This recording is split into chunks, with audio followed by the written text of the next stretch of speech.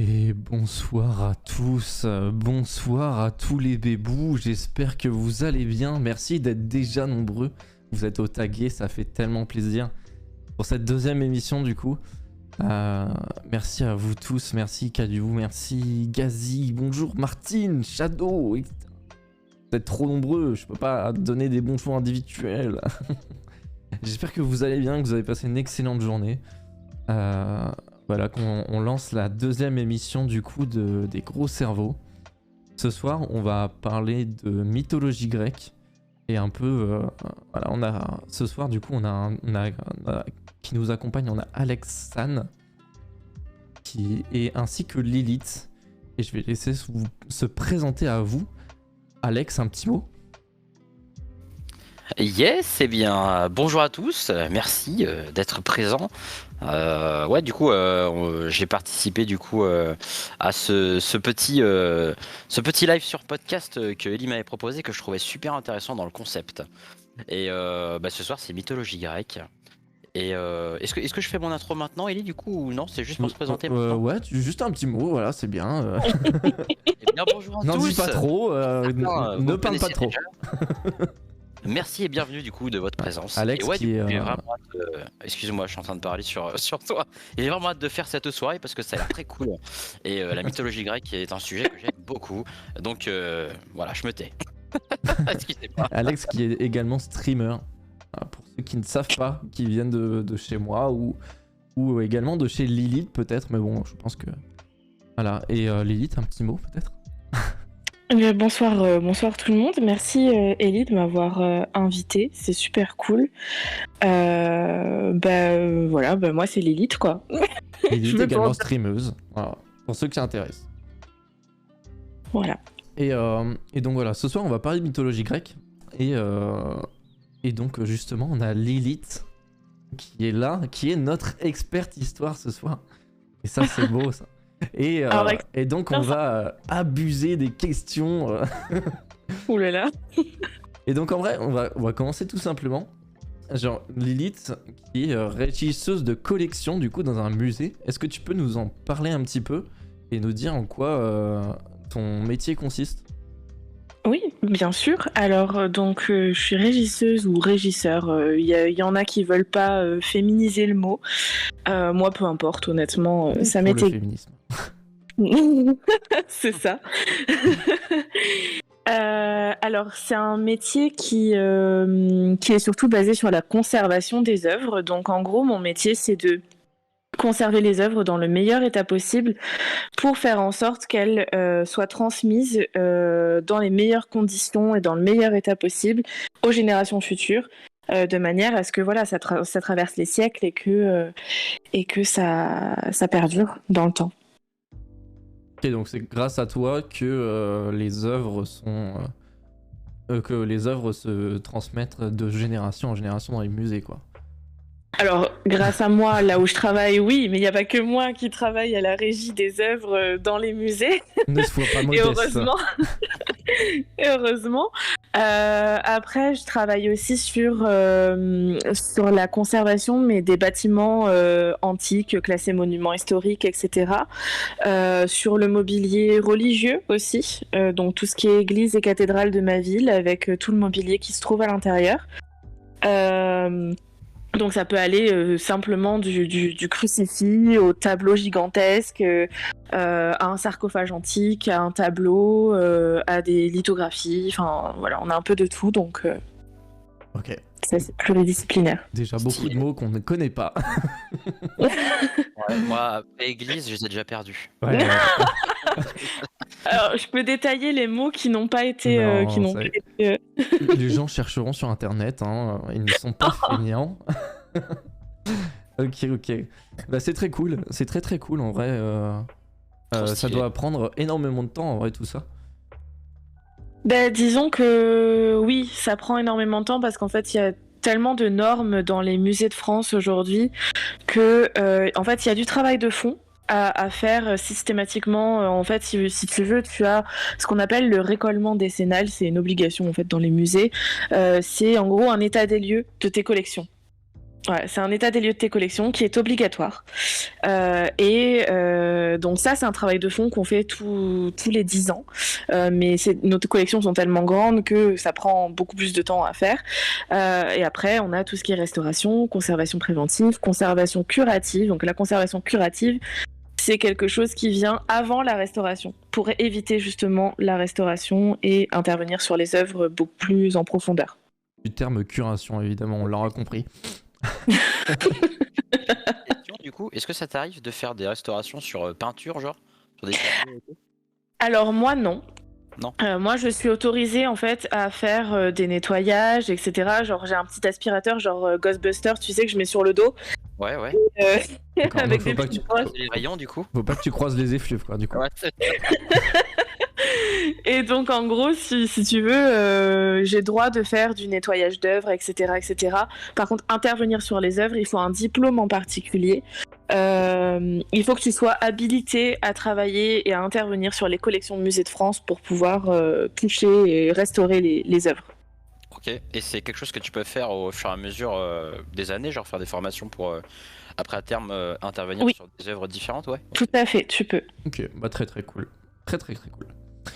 Et donc du coup, vu qu'on va parler de mythologie grecque, ce qui serait bien, c'est que voilà, on a Alex qui nous a préparé un petit point sur vraiment Ouais. l'histoire basique, la création, enfin de Ouais, c'est basique, hein. les bases de la mythologie grecque. Il a fait un travail de fou. Il me l'a lu la dernière fois. Non, mais ne le avec vends sa- pas comme ça, ne le avec vends sa... pas. Non mais chut, tais-toi.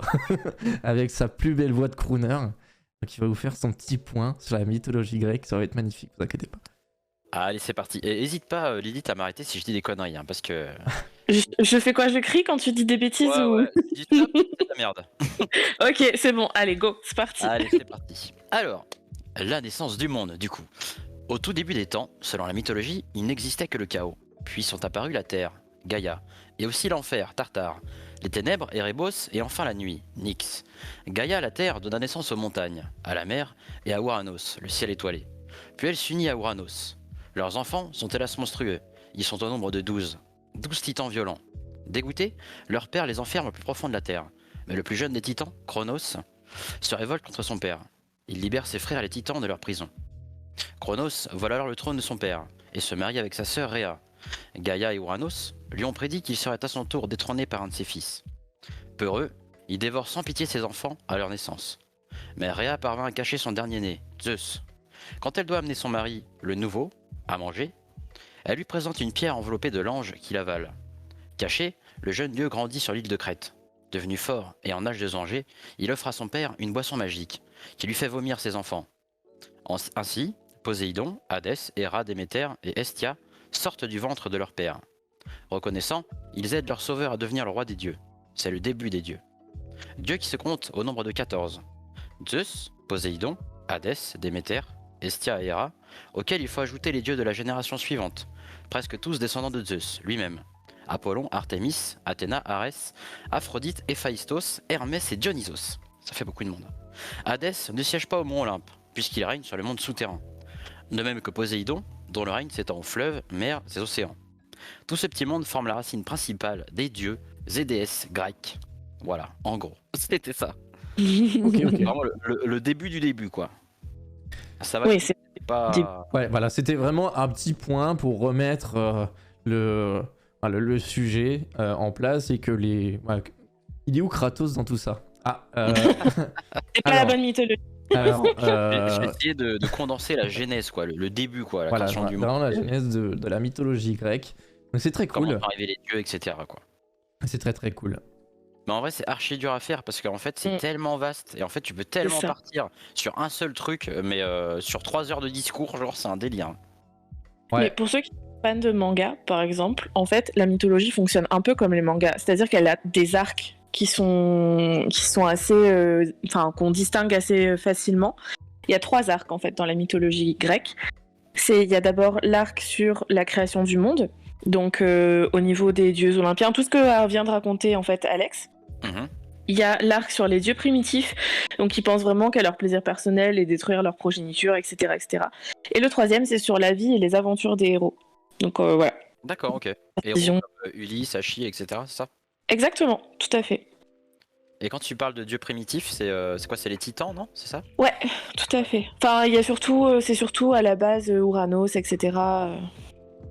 D'accord, ok, ouais, je Ce vois. sont pas des titans. C'est... Ouais. Et du coup, question bête, Lilith, comment est-ce ces mythes sont transmis jusqu'à aujourd'hui? Est-ce qu'on a vraiment des écrits? Oui. Est-ce que c'est par rapport à l'archéologie Alors, il y a, dans un premier temps, ce qui nous a permis d'avoir les mythes aujourd'hui, c'est la tradition orale. C'est vraiment... les mythes, c'est vraiment quelque chose d'oral, clairement. C'est quelque chose qu'on se transmettait de père en fils, etc., etc., ou de fille ou de mère en fille. Hein, on va pas faire de généralité sexiste. Il y a aussi tout ce qui est sculpture, enduit, peint, enfin tout ce qui est art en fait, enfin ce qu'on considère comme de l'art aujourd'hui, sur les céramiques grecques. Je pense que vous voyez tous un petit peu de quelle céramique je parle, celles avec qui sont noires avec les dessins rouges ou inversement. On en voit Hein? on en voit sur des amphores de ça, non? Oui, oui, oui, tout à fait. Enfin, c'est pas vraiment des amphores, mais on globalement. appelle céramique dans le milieu de l'archéologie, du coup. C'est de la céramique. Alors, toute céramique n'est pas amphore, et enfin, c'est des types de céramique assez particuliers. Mais on a aussi des écrits qui nous sont parvenus. Par exemple, la Théogonie d'Hésiode, c'est un auteur du 8e siècle avant notre ère. Lui, je vais le mettre dans le chat. Je vais le mettre dans le chat après. En gros, lui, c'est vraiment le récit sur l'origine des dieux. Et c'est des textes qui nous ont été transmis parce qu'il y a eu des copistes, des gens dont le métier était de copier les livres pour les transmettre aux générations futures. Qui les ont copiés, et puis les générations d'après les ont copiés, etc. Il y a aussi l'Iliade et l'Odyssée d'Homère, qui nous relate à la fois donc la guerre de Troie et puis le périple de Ulysse pour rentrer chez lui. Mais dans cette histoire-là, il y a toute une histoire aussi de dieux, de Poséidon, de Zeus, d'Hadès. Enfin, on rencontre à peu près tout le monde. Et puis il y a Hérodote qui écrit aussi sur les dieux. Voilà. Donc tout ce petit monde-là n'a pas vraiment existé, on est bien d'accord. Non. Et donc, moi, j'avais une petite, vas-y Alex, vas-y, j'ai je t'en prie. une petite remarque, j'y ai pensé en faisant mes recherches la semaine dernière. C'est en fait il y a une grosse différence, je trouve, entre la mythologie grecque où on a beaucoup d'écrits, il y a beaucoup de philosophes, tu vois. Donc on a quand même beaucoup de restes, j'ai l'impression. Et quand tu prends la mythologie nordique, bon, on s'écarte un peu, mais c'est pour comparer avec la mythologie grecque. La mythologie nordique, j'ai l'impression qu'il y a très peu de philosophes, très peu de gens qui ont écrit pour la même époque, tu vois, à peu près. Et je sais pas, c'est assez bizarre. Je sais pas si c'est vrai, tu vois, mais j'ai l'impression justement qu'il y a vraiment moins de traces que la mythologie grecque. Je peux répondre ? Bien sûr, tu peux répondre. Alors, c'est que mon point de vue et mon hypothèse à moi. Ça n'a pas été vérifié, enfin, j'ai pas été vérifié dans les articles ou quoi que ce soit. Je pense que c'est surtout lié, en fait, à l'Empire romain. En fait, l'Empire romain va intégrer le panthéon grec dans sa religion, entre guillemets, dans sa mythologie. Bon, suite à des grosses défaites contre Hannibal en 207 avant Jésus-Christ, ils vont en gros se dire putain, faut qu'on mette tous les dieux dans notre poche, on va les intégrer à notre religion, à notre mythologie, pour que ils nous donnent une chance de vaincre Hannibal. Et en fait, à partir de ce moment-là, tous les dieux grecs vont être renommés. Zeus va devenir Jupiter, Héra va devenir Junon, Arès va devenir Mars. Enfin voilà, tous les noms changent. Mais l'idée est toujours là. Et puis on sait très bien que l'Empire romain, par la suite, à peu près 200 années plus tard, va s'étendre de partout. Ouais. En Europe, jusqu'en Afrique, jusqu'en Écosse. Donc c'est vraiment quelque chose qui a touché toute l'Europe, alors que la mythologie nordique, on a beau dire ce qui est, certes il y a eu des raids, etc., de la part des Vikings, tout ça, ils sont pas allés aussi loin que les Romains en termes de territoire, et je pense que c'est ça qui a fait que ça... il y a aussi ce côté où les raids des hommes du Nord sont beaucoup plus tardifs dans l'histoire. Ouais, donc oui. La mythologie grecque était déjà plus implantée, on va dire. En tout cas, les mythes grecs étaient déjà plus implantés en Europe par rapport à au mythe nordique, je pense. Non, mais ce qui est drôle, tu vois, c'est qu'on arrive à citer des philosophes de cette époque, Pythagore, Socrate, Hérodote, et du coup, bah, ce qui va être l'Europe de l'Est, j'ai pas l'impression que ça n'existe pas. On va pas dire qu'ils sont teubés, tu vois, mais genre, enfin, je sais pas, citer un seul nom d'un mec, tu vois, qui a écrit des trucs sur la mythologie, sur la philosophie. C'est peut-être parce que c'est pas trop notre culture aussi à l'école, tu sais, on voit beaucoup le côté la Grèce, Rome, etc. Mais ouais, je sais pas, je trouve ça bizarre en vrai. Et parce qu'à l'école, on nous enseigne beaucoup qu'au Moyen-Âge, en fait, il y a une régression. Après l'Antiquité, on nous dit le monde régresse, le Moyen-Âge, entre guillemets, c'est de la merde, les humains sont pourris, on régresse, etc. Alors qu'au final, pas du tout. Enfin, en tout cas, c'est pas mon avis. Moi, la période médiévale, c'est vraiment une période qui me plaît aussi. Et je pense que l'éducation est aussi dans ce sens-là. La mythologie nordique, elle n'est pas enseignée parce que c'est pas ce qui a intéressé les enseignants. Quand on voit les chercheurs, les archéologues, ils vont direct à l'antique. Ils cherchent pas à comprendre. En fait, ils fouillent, ils vont direct à l'antique, ils détruisent les vestiges médiévaux. D'accord, ok. Donc, plus maintenant, mais il y a quelques années, c'était encore le cas. Ça, c'est fou en vrai. Et donc du coup, c'est parfait. Tu parles d'archéologie, donc je voudrais rebondir là-dessus. Tu as également un master en archéologie, si je me trompe pas, Lilith. Alors, j'ai un master en patrimoine, musée et archéologie, oui. Ok, et donc tu as déjà participé à des fouilles? Oui, tout à fait. Est-ce que tu peux nous expliquer un peu comment se déroule une fouille comment est déterminé un emplacement de fouille Alors, un emplacement de fouille va être déterminé surtout si on est dans une zone à risque. Si par exemple, tu habites dans une ville qui s'appelle Vaison-la-Romaine, tu es certain que si tu creuses dans le centre-ville et que tu veux construire une maison, tu vas trouver des vestiges. Voilà, c'est un peu l'obligation entre guillemets. Pareil dans la ville où j'habite, si tu creuses, tu trouves des vestiges. Donc, peu importe si tu déposes un permis de construire ou quoi que ce soit, s'il y a des travaux, même ne serait-ce que pour faire une piscine, il y a fouille, quoi qu'il arrive. Et c'est ce qu'on appelle le diagnostic archéologique.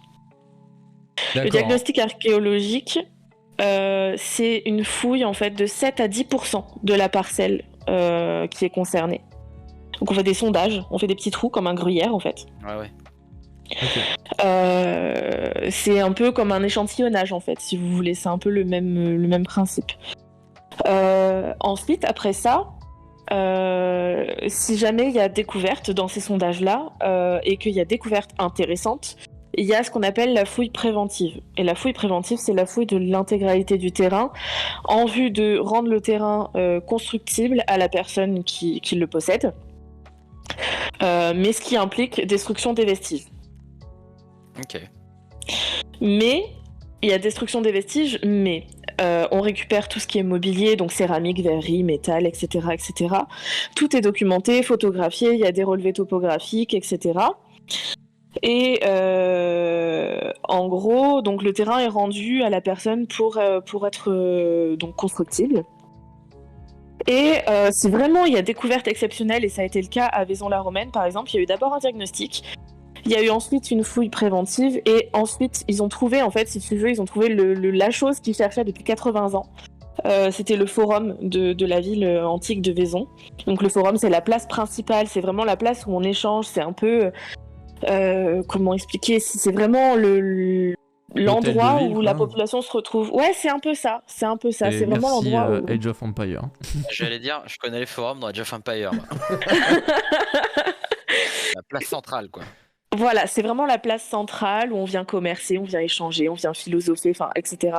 Et ça faisait 80 ans que les chercheurs cherchaient justement cette... Et donc ils sont tombés là-dessus et donc diagnostic d'archéologie, donc avec les petits échantillons si vous voulez, les sondages, fouille préventive, donc avec quasiment la totalité du terrain, mais ça n'a pas suffi et c'est là qu'on fait appel aux fouilles programmées, je bégaye. Les fouilles programmées, c'est programmé sur plusieurs années avec des étudiants, des archéologues, des chercheurs. C'est vraiment la grosse fouille, quoi. C'est vraiment...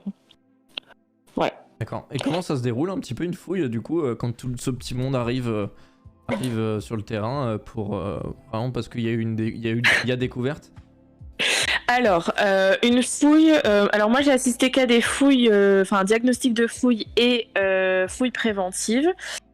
Donc en fait, on arrive, le diagnostic de fouille, on détermine les endroits où on fait les sondages, où il y a entre guillemets le plus de chances de trouver quelque chose. Et on arrive, on y va avec le tractopelle, hein, clairement, on cherche pas à comprendre, on n'y va pas avec le petit pinceau, faut oublier ça. D'accord. C'est pas le petit pinceau, c'est vraiment quand il y a des objets très fins, etc. Mais dans les premiers temps, c'est tractopelle. On cherche pas à comprendre. Donc l'image qu'on a un peu de Jurassic Park où ils font des fouilles à la brosse à dents, c'est de la merde quoi.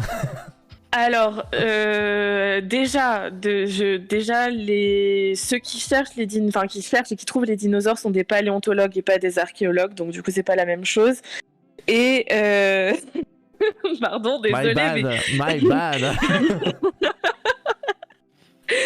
Et si ça existe, c'est une autre méthode de fouille. Simplement, quand on veut aller au plus vite, rendre le territoire à la personne qui l'a acheté, on y va dans un premier temps à la tractopelle, au tractopelle ou à la tractopelle, je sais pas comment on dit, bref.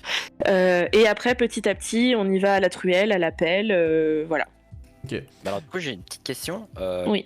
De Thibaut Tractopelle, mais c'est quand même pas relativement impactant pour les artefacts qui vont se trouver peut-être Non. dans les trucs du Tractopelle, non? Alors en fait, c'est une mini pelle, c'est pas les grosses pelles comme on s'imagine, sauf quand il y a par exemple des gros chantiers sur plusieurs hectares et que tu vas avoir des sondages à faire sur 5 mètres de profondeur ou 6 mètres de profondeur. Là, par contre, tu prends des grosses pelles. Mais on fait souvent appel à des gens qui sont spécialisés, donc des pellistes qui ont l'habitude de fouiller. Et eux, ils le sentent. C'est impressionnant à voir parce qu'ils le sentent avant même de voir l'objet. Ils sentent qu'il y a un objet dessous.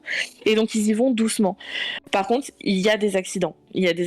C'est arrivé. Nous, on a un buste, une tête d'Hercule qui est sortie de terre en 2019.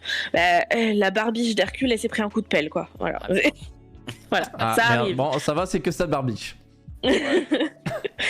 C'est des choses qui arrivent, mais c'est l'outil le plus utilisé aujourd'hui dans les fouilles. Et donc, ce qui est important dans ces diagnostics, c'est d'avoir des parois bien lisses pour pouvoir voir en fait ce qu'on appelle la stratigraphie. La stratigraphie, c'est les différentes couches d'occupation que tu vas voir en fait parce qu'elles changent de couleur. Par exemple, si tu as une maison où il y a eu un foyer. Donc un feu, tu vas avoir une couche noire. Après, tu vas avoir, je sais pas, moi je te dis une bêtise, ils ont mis du gravier, ils s'en sont servis comme d'une cour, ils ont enlevé le toit, je te dis une bêtise, tu vas avoir une petite couche de gravier. Après, tu vas avoir du sable, après tu vas avoir un gros trou. Tu vas avoir un gros trou et en fait, c'est une fosse où ils ont mis leur poubelle, par exemple, tu vois. Enfin, c'est complètement... La logique du terrain. C'est ça, exactement. On a une petite question là d'un viewer.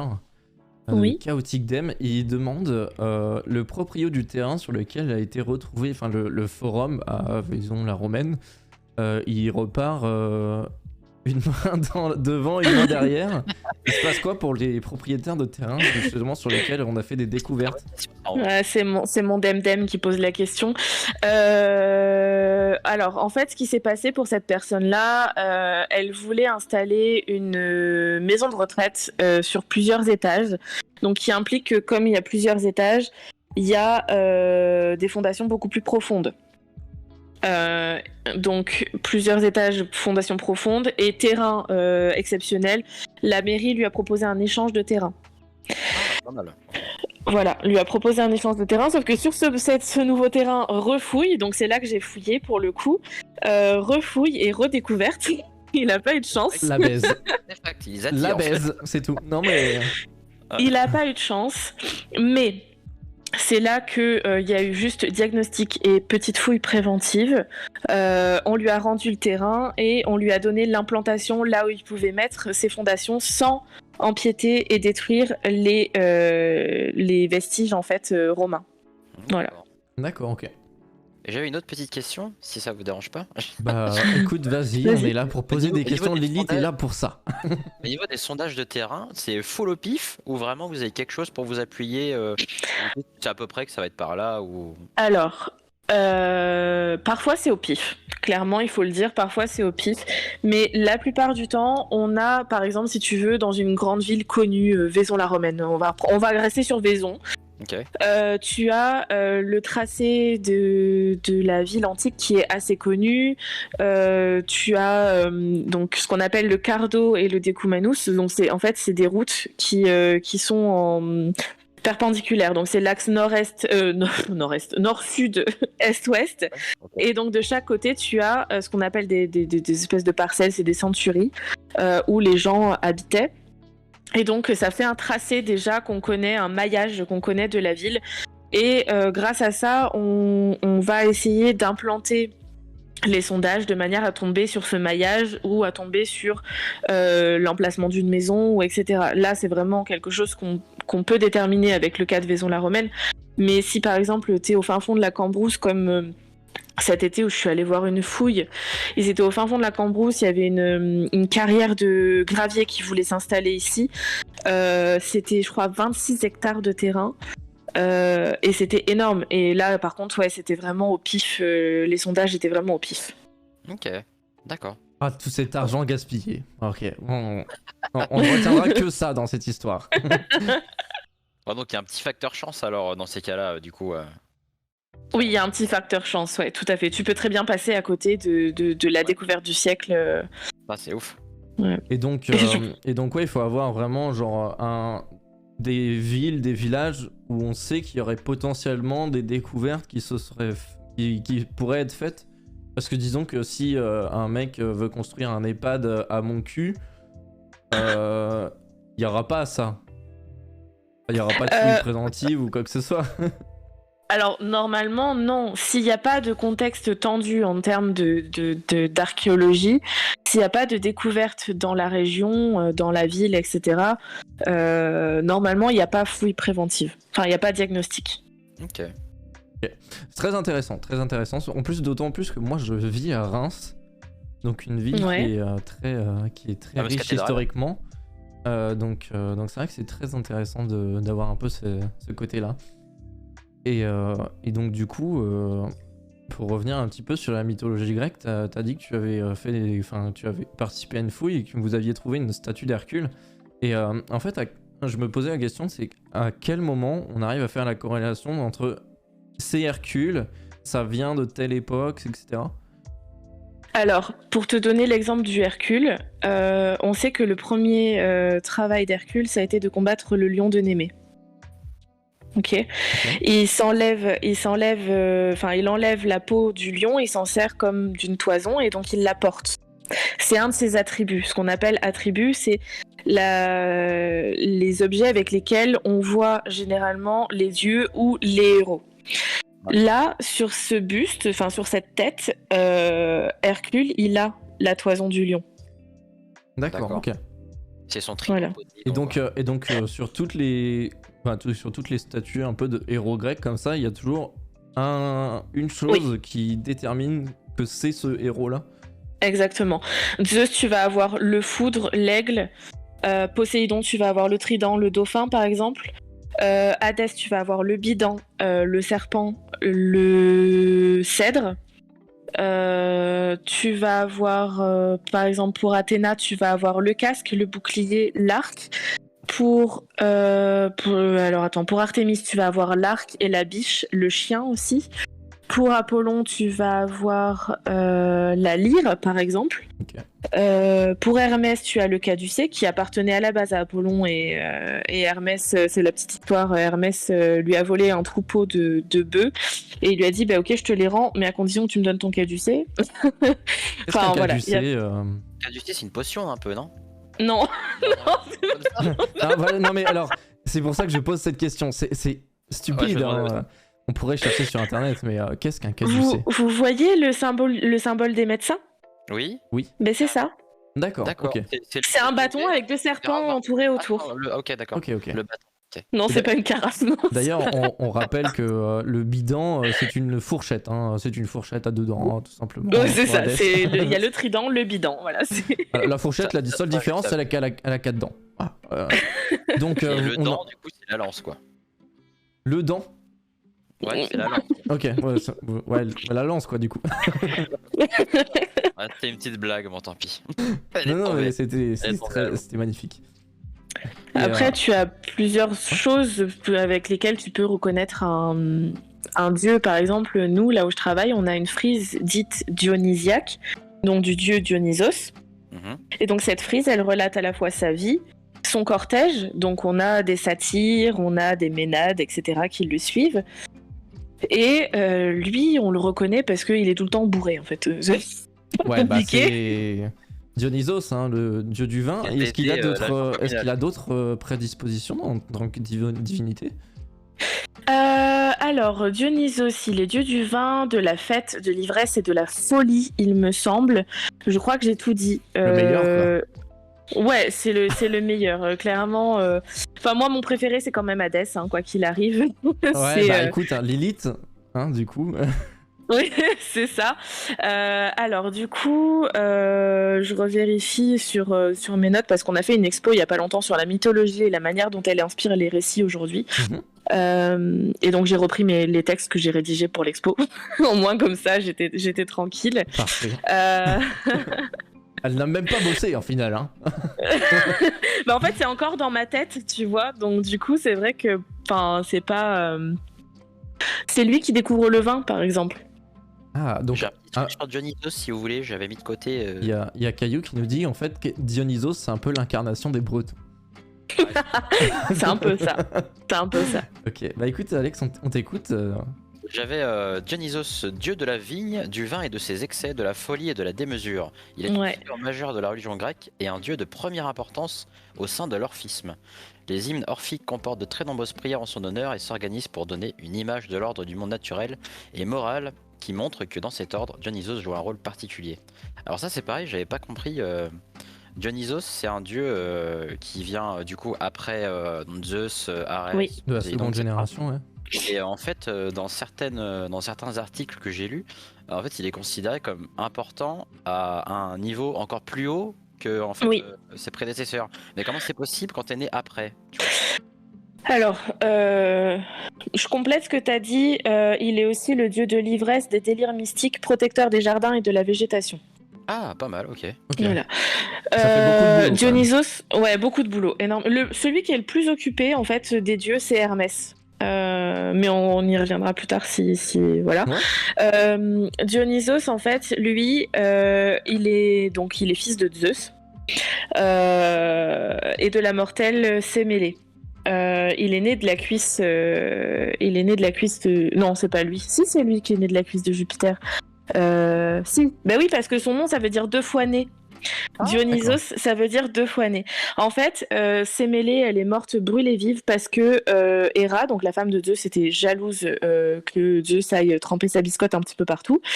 Du coup. C'est joliment dit, c'est très poétique. Hein. Et donc elle s'est transformée en fait en la nourrice de Sémélé en lui disant comment tu peux être sûr que c'est Zeus, demande-lui de se mettre dans sa forme divine, comme ça au moins tu seras sûr. Sauf que comme elle a implanté dans le doute dans la tête de Sémélé, elle va confronter Zeus, elle va lui dire écoute je veux que tu te montres sous ta forme divine. Sauf qu'il la prévient, elle lui dit mais si je fais ça tu vas mourir. Et elle est enceinte de Dionysos de 6 mois. Et il lui dit si je fais ça tu vas mourir complètement brûlé, enfin c'est pas possible. Elle lui dit je m'en fous, tu le sais et comme ça au moins je serai sûre. Donc il le fait, elle meurt et Zeus fait une sorte de césarienne entre guillemets à Sémélé parce que la maison a brûlé, elle a brûlé, il fait une sorte de césarienne et il s'entaille la cuisse et il met Dionysos dans sa cuisse et il la referme et donc 3 mois après, puisqu'on arrive au terme de la grossesse, il sort de la cuisse de Jupiter, ou de Zeus comme vous voulez, d'où l'expression sortir de la cuisse de Jupiter. Ah, je connaissais même pas l'expression. Ah ouais, sérieux? Ouais, je te jure, je connaissais pas. C'est un peu genre faut pas être sorti de Saint-Cyr quoi, c'est un peu le même délire. Bah, je connais Saint-Cyr par contre, ouais. Ouais, mais j'en suis pas sorti non plus. Hein. Je viens de lire c'est qui la dame encyclopédie. Alors je suis pas une encyclopédie. C'était les encyclopédies là, en carta, là, les encyclopédies. T'as bien ton ordi, c'est bon, ça démarre. Ouais, bah d'ailleurs, elle vend des encyclopédies, elle fait du porte-à-porte également, c'est dans ses... tout à fait, tout à fait, tout à fait. Et donc, si vous voulez, vous pouvez acheter le J. Juste le J. Juste le J. Oh là là, mon Dieu. Et donc, du coup, Dionysos, en fait, lui, il va subir la jalousie d'Héra pendant toute sa vie, le pauvre. C'est un peu comme Hercule. Justifié, Ok, hein. ouais. Oui, Ouais, le pauvre, il a pas demandé, lui, c'est pas de sa faute. Oui, En fait, vraiment. à chaque fois, par exemple, Hercule, c'est parce que fils de Zeus, on est d'accord? Ouais, Et du coup, d'une autre femme. Donc, Oui. Héra, à chaque fois, elle a les morts et du coup. c'est ça. C'est bon. Pareil pour Apollon et Artémis, ce sont les enfants de Leto, si je me trompe pas. Et Héra va l'empêcher d'accoucher pendant 9 jours. Ah ouais, putain, l'enfer. Alors, moi, le seul Leto que je connais, c'est dans The Witcher. Donc, Non, Leto, c'est une femme, là, pour le coup. ok, Et du coup, Héra, qui est la sœur de Zeus aussi, on est d'accord? c'est ça. Oui, Donc, tout à fait. Gérald, tout c'est à aussi fait. un demi-dieu. Voilà, Petit ok. détail, D'où ses pouvoirs magiques. Ok. Et donc il subit la colère d'Héra pendant toute sa vie, à tel point que quand il naît, Zeus va demander à Hermès de cacher le petit Dionysos. Et il va l'emmener, il va le confier à des nymphes, aux nymphes de la forêt. Et ces nymphes de la forêt vont le garder, sauf que Hermès, pour le cacher vraiment de Héra, il va transformer Dionysos en petit chevreau. Moi, trop mignon. Et ouais, c'est trop chouchou. C'est bouffé quoi. Et après, pan Bambi. Pan Bambi. Et donc il va grandir, arrivé à l'âge adulte, il reprend sa forme humaine et il découvre la vigne et le vin. Et c'est comme ça qu'Héra va le retrouver en fait. Héra le retrouve et parce qu'en fait il a trouvé la vigne et le vin, il partage ça avec les humains et c'est un tel succès que en gros Héra le retrouve, elle le frappe de folie. Donc quand on appelle frapper de folie, c'est vraiment le rendre dingue et il s'en va. Et il va de mémoire jusqu'en Égypte, en Syrie, etc. Et il a vraiment une histoire très difficile et je pense que c'est pour ça qu'il est assez valorisé dans la mythologie grecque et romaine parce qu'il a un culte assez important et de mémoire, si je ne me trompe pas, le théâtre lui est dédié aussi. Toutes les pièces de théâtre, etc. ok. lui sont dédiées. Ok, Rome, ok. c'est Bacchus, c'est ça? Oui, Rome c'est Bacchus, ouais, tout à fait. Oui, c'est vrai que dans la culture grecque ou romaine, le vin était quelque chose déjà de très présent. Donc j'imagine que c'est important d'avoir Dionysos de son côté, ne serait-ce que C'est clair. pour les vignes, quoi, je pense. Ouais. Ok, bah c'est très très intéressant. Et tu parlais d'Hermès tout à l'heure, tu voulais revenir dessus peut-être? Oui, alors Hermès, c'est le dieu le plus... C'est le plus occupé de l'Olympe en fait parce qu'il est à la fois donc le dieu du commerce, protecteur des voleurs et des commerçants. Il est le messager de tous les dieux. C'est un dieu psychopompe. Alors, je vais définir psychopompe. C'est lui qui, en gros, psychopompe, c'est lui qui, transporte les âmes, certaines âmes en enfer en tout cas, et qui les amène au couple infernal, donc Hadès et Perséphone. Mais il est aussi messager des amours de Zeus, le petit coquinou. Donc du coup, c'est lui qui par exemple va voir Leto pour lui dire Zeus il veut te voir. Enfin voilà quoi. En gros c'est ça. Et donc c'est un peu, on le retrouve par exemple dans Percy Jackson où il a vraiment son service de poste, etc. C'est vraiment assez drôle. Enfin voilà. Ok. Et- Du coup, ouais, j'avais vu sur un article justement ce que tu disais, Hermès qui conduisait des âmes du coup en enfer directement. Et on est d'accord que du coup ces âmes ne passent pas par du coup le passeur. Non, ne passe pas par Caron. Ok. Mais c'est en fait dans quel contexte ton âme part via Hermès et pas par du coup le chemin classique si on peut dire par le passeur quoi. Alors ça, tu me poses une colle. Pour le coup, tu me poses une colle. J'aurais tendance à dire, dans la logique des choses, que ce sont des âmes particulières, genre des âmes de héros ou des choses comme ça. Ok. Ouais. Mais aucune certitude parce que là, pour le coup, j'ai pas la connaissance, je sais pas. Mais alors du coup, Ah, J'allais finir si ça te dérange pas. Vas-y, bah écoute, c'est tout, je me tais. C'est pas ton stream, Ellie. Non, mais vas-y, il est J'allais pas... finir, C'était juste pour avoir la fin, monseigneur. Vas-y. C'est juste quelle est la finalité du coup quand ton âme est emmenée par Hermès devant le couple du coup. Qu'est-ce qui se passe en fait pour ton âme? C'est quoi ça? Ça change quoi par rapport à se retrouver du coup via le passeur Alors, je sais pas. Pour le coup, je sais pas du tout. Alors, si par exemple, t'as été un héros Ouais. et que t'as eu une vie glorifiante, etc., tu vas aux Champs-Élysées, par exemple, tu vois. Voilà, c'est la D'accord, question ok. que je voulais te poser, c'est parce que nous, dans la religion chrétienne, on connaît beaucoup le paradis et les enfers. Dans la mythologie grecque, ça se passe pas comme ça. Non, tout à fait. Alors, il y a plusieurs... alors, je suis pas spécialiste des enfers grecs, mais de mémoire, il y a 7 lieux dans les enfers. Tu as le Tartare, donc c'est vraiment là pour les titans, les gros monstres. Les gros méchants. Voilà, les gros méchants. Tu as donc les Champs-Élysées, c'est pour les héros, etc. Tu as le pré d'Asphodèle, et je crois que c'est pour les amérantes, de mémoire, si je ne me trompe pas. C'est genre vraiment pas le purgatoire, mais presque, tu vois. Ouais. Les limbes, peut-être. Hein? Peut-être une correspondance avec les limbes, non? Oui, peut-être, ouais. Non, les limbes, je crois que ça a un autre nom. C'est par exemple si t'as pas d'argent pour payer le passeur, tu sais, si tes proches n'ont pas mis les pièces sur les yeux pour payer le passeur, tu es destiné à errer 100 ans, en fait, dans ce qu'on appelle les limbes aujourd'hui, mais je ne sais plus comment ça s'appelle. Voilà. D'accord. Okay. Il y a le Styx, etc., enfin voilà. Et donc du coup, les Champs-Élysées, qui est le domaine de Perséphone, si je me trompe pas, c'est ça? Exactement, tout à fait. C'est le domaine de Perséphone. Elle y règne en fait avec alors plusieurs personnes. Il y a Adonis qui notamment était était amoureux d'Aphrodite et qui finalement va se retrouver de mémoire, si je me trompe pas, avec Perséphone, parce que Perséphone, il me semble qu'elle tombe amoureuse de lui ou quelque chose comme ça. Enfin, il y a une histoire de partage d'Adonis entre Perséphone et Aphrodite.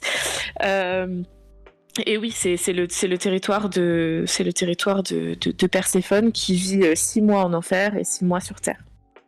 D'accord, on a Shadow qui nous dit, du coup, qui nous parlait du lieu dont tu parlais tout à l'heure. C'est l'endroit où séjournent la plupart des fantômes, des morts, qui règnent une existence insubstantielle et sans objet.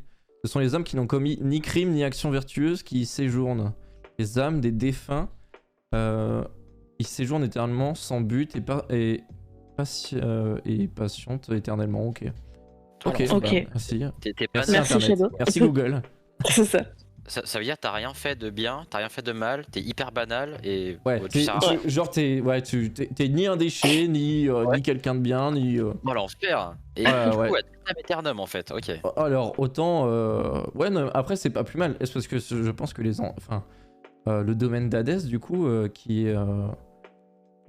les enfers, les gens qui ont fait quelque chose de mal, ils vont où, du coup?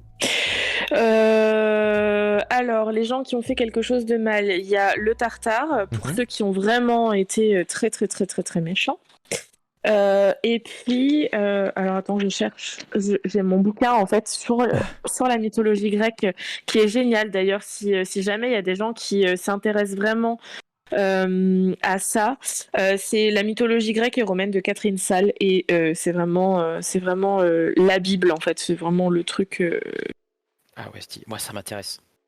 Si tu peux, n'hésite pas à mettre les références du bouquin dans le chat si ça t'intéresse. Yes, pas de souci, je te mets ça. Et donc, pour moi, les personnes qui, ils sont où les enfers? Pour les personnes qui ont fait quelque chose de mal, de mémoire, je ne sais plus, je cherche. Vous me posez des cols, les gars. Hein. Vous allez loin dans le. Ah bah truc. Écoute, hein, ça vient comme ça vient. Hein. Représentation des enfers. Putain, mais en plus, il y en a 3 tonnes de représentation des enfers. Celle d'Homère, d'Hésiode, Aristophane, Platon, Virgile. Voilà, donc je vous laisserai aller chercher du coup. Ouais, allez, c'est bon, hein, il y en a plein le cul. Et du coup, peut-être si t'as fait des châtiments, on sait ou pas ou... Pas du tout, moi je sais pas, enfin je saurais pas te dire honnêtement. Tu penses Ouais, qu'on travaille, qu'on c'est- brûle Je pense que c'est assez. C'est un peu, Alors, c'est un peu comme dans les enfers chrétiens, je pense. Ouais, je pense, ouais. De ce que je sais sur Hadès et Perséphone, c'est que en fait Hadès lui il a pas demandé à régner sur les enfers, clairement. Il a pas demandé à être le dieu des enfers et il est plutôt quand même assez indulgent, même s'il règne d'une main de fer sur son royaume. Il est quand même plutôt indulgent. C'est le dieu le plus riche de tous. Parce que lui, quand les gens meurent, en fait, toutes les richesses vont à Hadès. Ok. D'accord. Voilà. Donc, et il est riche aussi de tout ce qui est souterrain. Donc, par exemple, si, je sais pas, je te dis des bêtises, t'as des diamants sous terre, t'as des métaux sous terre, c'est lui qui les possède, en fait. D'accord, ça lui appartient. Donc les nains, en fait, quand ils creusent trop loin, c'est pas le Balrog qui trouve, c'est Hadès. C'est ça, c'est exactement, exactement ça. Et donc, il est surnommé le riche. Ok. Oui, D'accord, ok. parce que du coup, Voilà. tu disais qu'il a pas décidé de régner sur les enfers, c'est Zeus qui l'a placé là. Oui, exactement. Voilà. Pour quelle raison? C'est après la titanomachie, donc après la guerre contre les titans. Mhm. En gros, tu l'as dit tout à l'heure, Alex, je crois, tu en as parlé, quand Cronos a eu peur que ses enfants le dépassent, enfin comment dire, lui tue. succèdent, Ouais. le tue, voilà, exactement. Il a commencé à manger ses gosses. Et le seul qui l'a pas mangé, c'est Zeus, parce que leur mère les a cachés, enfin l'a caché, elle a caché Zeus. Et donc lui, il a pu arriver à l'âge adulte et il a réussi à libérer ses frères et sœurs du ventre de Cronos. Ah, donc la digestion n'est pas ouf, hein, d'ailleurs. Hein. C'est ça. C'est là que ça D'ailleurs, prend pour quelques années. Hein. Pour duper Cronos. Oui. Est-ce qu'il y a une relation avec l'expression manger des cailloux? Non. Ben justement, j'allais y venir. Pour duper Cronos, en fait, Gaïa, elle va donner une pierre à manger à Cronos, lui faisant croire que c'est Zeus, en fait. Et c'est comme ça qu'elle le dupe. D'accord. Donc il est pas très regardant sur ce qu'il bouffe quand même, hein, Chronos. Hein. Voilà, C'est ça. Pas trop gaffe, le gars, quand Voilà, même. donc Ça croque. ils savent pas trop ce qu'ils mangent. Il y a un peu des histoires d'inceste aussi dans la mythologie. Ah, beaucoup, voilà. Donc, énormément comme quoi, d'inceste. il y a pas que dans le Nord. C'est ça. C'est ça. Et donc après, il y a la titanomachie, donc la guerre contre les titans. Et pourquoi on parlait de ça? Et je sais plus. C'est une très bonne question. Si, pourquoi Hadès avait été placé à la tête des enfers par Zeus. Ouais. Et donc il gagne contre les titans et donc les trois frères sont vainqueurs, donc Hadès, Poséidon et Zeus.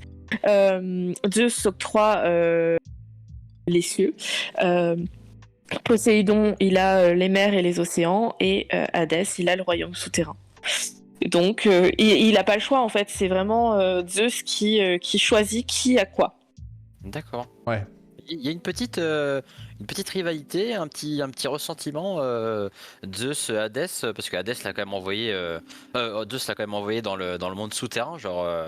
Est-ce qu'il y a un petit truc, une petite histoire là-dessus ou... Je t'avoue que pour le coup, je sais pas.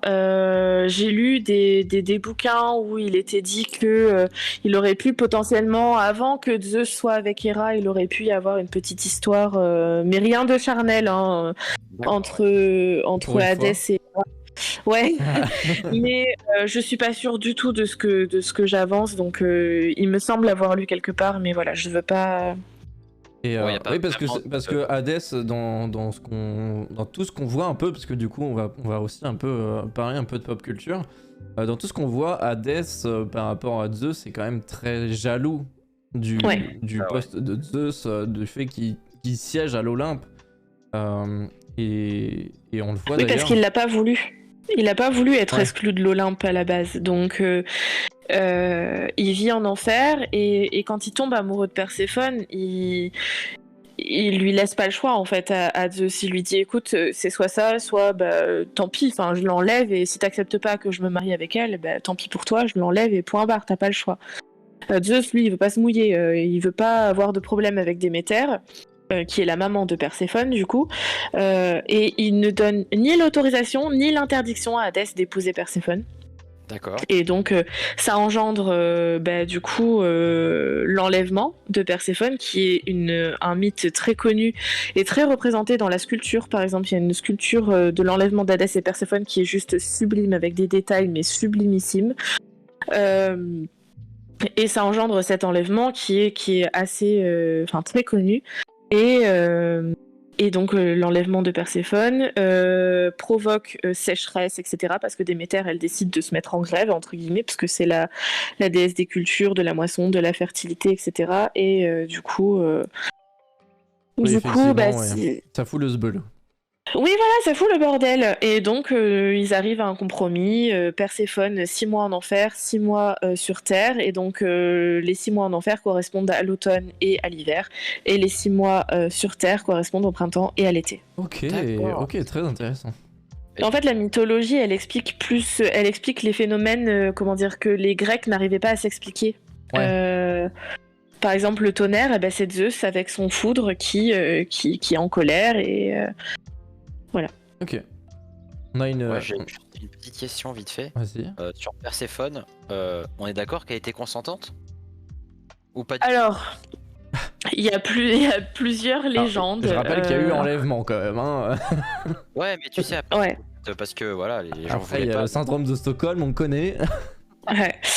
Il y a plusieurs légendes. Il y a une légende qui dit que oui, elle était consentante dès le départ, et une qui dit que elle n'était pas d'accord, qu'elle a été malheureuse comme les pierres, et qu'après elle s'y est faite, et qu'elle a adoré régner sur le royaume des enfers, et que justement c'était elle la plus impitoyable des deux. D'accord, ok. Voilà. On a une question de Shadow. Est-ce qu'on sait dans les mythes si Zeus est réellement plus puissant que ses deux frères Poséidon et Hadès, qui sont quand même les 3 dieux qu'on voit le plus en tout cas dans les représentations. Hiérarchiquement, c'est le plus puissant, parce que Ouais. c'est le roi des dieux. De toute façon, c'est incontesté. C'est le dieu des dieux, le roi des dieux, tout ce que tu veux. Après, en termes de puissance, je sais pas. Parce que Hadès, s'il voulait détruire le monde, il aurait très bien pu le faire en déferlant les âmes qu'il a, le tartare, etc. Enfin, pour moi, Hadès, c'est le best. C'est le meilleur. D'ailleurs, ouais, mais alors pas tant que ça, parce que du coup, je vais mettre un petit point pop culture. Moi, j'ai une vieille ref. J'ai ma ref de boomer, c'est Hercule de Disney. Ouais, c'est mon préféré. Et justement, moi, j'adore ce Disney. Vraiment, je trouve que les chansons sont incroyables, machin, etc. Mais en termes mythologiques... c'est la merde. Est-ce qu'on en parle? Alors on en parle, mais du coup je vais te démonter le Disney, clairement. Parce que c'est fait parce que pour moi c'est de la merde. Moi j'adore ce dessin animé, c'est mon préféré. Clairement c'est mon préféré. Déjà, à quel moment tu mélanges un nom romain et un nom grec? Hercule, c'est le nom romain de Héraclès. Voilà. Déjà là, ça va pas. Déjà, rien que là. Déjà là c'est bon des plus bons. Là, tu sais que tu t'attends pas à un truc ultra fidèle à la mythologie. C'est ça. Et ensuite, jamais Héra, elle a aimé Hercule. Elle lui a pourri sa vie de A à Z. C'est à cause d'elle, que Hercule, il a tué toute sa famille. Donc Hercule a tué toute sa famille. Je ne savais pas que c'était un... c'était un infâme psychopathe. En fait, si tu veux, Hercule naît. Héra le laisse à peu près tranquille, il me semble, jusqu'à l'âge adulte, au moment où ils fondent une famille. Et elle le frappe de folie et tue toute sa famille. Pour se racheter, il demande aux dieux ce qu'il peut faire pour se racheter, pour faire amende honorable. Et c'est là qu'on lui dit, tu vas faire les 12 travaux. Les 12 travaux sont... guidés par Héra pour que, en fait, Hercule meure pendant ces 12 travaux. Et on le remarque, plus les travaux avancent, plus ils sont difficiles. Par exemple, les dernières quêtes de Hercule, c'était d'aller chercher Cerbère aux enfers. Ouais, j'avoue. C'est un caniche. C'est un caniche à C'est un 3 têtes. caniche. C'est un caniche à 3 têtes. Oh, c'est bon.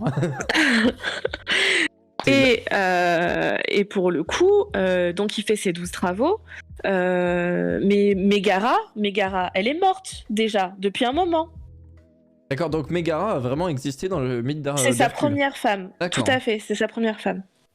Parce que pour moi, Mégara, en fait, c'est du vent. Genre, vraiment, genre, bah, après, je me suis pas spécialement intéressé, mais genre, la femme emblématique d'Hercule, c'est. C'est qui déjà? J'ai plus son nom, pardon, je dis de la merde. Alors sa maman c'est Alcmène, il me semble. Attends, je vais chercher mes notes. Il se passe quoi là? J'entends des explosions dehors. C'est le Non Tarkin. mais T'inquiète pas, c'est le Tarkin. ça fait peur, hein, les gars. C'est Il les se passe Titans quoi? qui se Le barrent. Maroc, le Maroc a gagné ou comment ça se passe? France est en finale, Ah. apparemment. Bah écoutez, Ah, nice ça. c'est première nouvelle, la France est en finale, Bon, on mais s'en ça, bat c'est les cool. couilles. Petit Lili. Alors, pour le coup d'aller chercher Cerbère aux enfers, Hadès accepte qu'il réalise cet exploit à condition que le héros n'utilise ni arme ni bouclier pour maîtriser Cerbère. Ah, man. Ouais. Ah ouais. Et c'était quoi la question? Ouais, La femme d'Hercule. La femme d'Hercule, il me semble, enfin, alors, le nom me vient pas là, mais il me semble qu'il y a un nom emblématique qui ressort. Oui, tout à fait. C'est une autre femme avec qui il va traverser un fleuve. Je le vois dans la BD de Luc Ferry sur Hercule. Il traverse un fleuve et d'ailleurs c'est à cause d'elle qu'il meurt. C'est à cause d'elle qu'Hercule meurt. Putain, comment elle s'appelle? Oh Non, elle avance Hercule. Oh, putain. Nul. J'ai envoyé tout ce que j'avais. Je suis en train de chercher en même temps, je trouve pas. Il y a tellement d'infos. Déjanire, c'est ça. Merci Shadow. Déjanire. Ok. Voilà. Pas du tout. Exactement. C'est. Merci Shadow. Il a été plus rapide sur Wikipédia. Ouais, c'est ça. Mais en fait, Hercule meurt à cause d'elle. Parce qu'il croise un centaure, donc un méchant centaure, parce qu'il y a des gentils et des méchants centaures. Il y a 2 gentils centaures et le reste, c'est que des méchants. Ouais. C'en est un. Il y a Chiron et il y a Chiron et Phobos, je crois. Non, c'est pas Phobos. Philoctète, non? Non, c'est pas Alors, c'est un satire. Alors justement, Philoctète, c'est pas le formateur de Hercule. Voilà, bah, on en parle, voilà, merci. C'est pas le formateur de Hercule, à la base d'ailleurs c'est un centaure, hein, pour Un information. centaure, ok, voilà, c'est bien ce qui me semblait. Ouais, tout à fait. Justement, je cherche le nom de l'autre centaure. La biche de Sérénie, les écuries d'Augias. Shadow, Ouais. tu peux nous trouver ça, s'il te Ouais, plaît? au pire, Shadow, hein, il va chercher. Et, Ouais, Shadow, tu pourrais te bouger un peu, s'il te plaît, là? et sinon, et qu'est-ce qu'il a fait d'autre comme travaux, Hercule? Pour rappeler un peu ses 12 travaux. Alors, les travaux d'Hercule, dans un premier temps, il combat le lion de Némée, Ok. qui est d'ailleurs de la même famille que Cerbère. La sphinge et l'hydre de Lerne, ce sont les D'accord. mêmes. Voilà. Donc un canidé et un félin, évidemment. Hein, c'est logique. Le lion est invincible, c'est ça? Non, c'est ça le délire. Alors justement, sa peau, elle peut pas ni être tranchée ni être transpercée.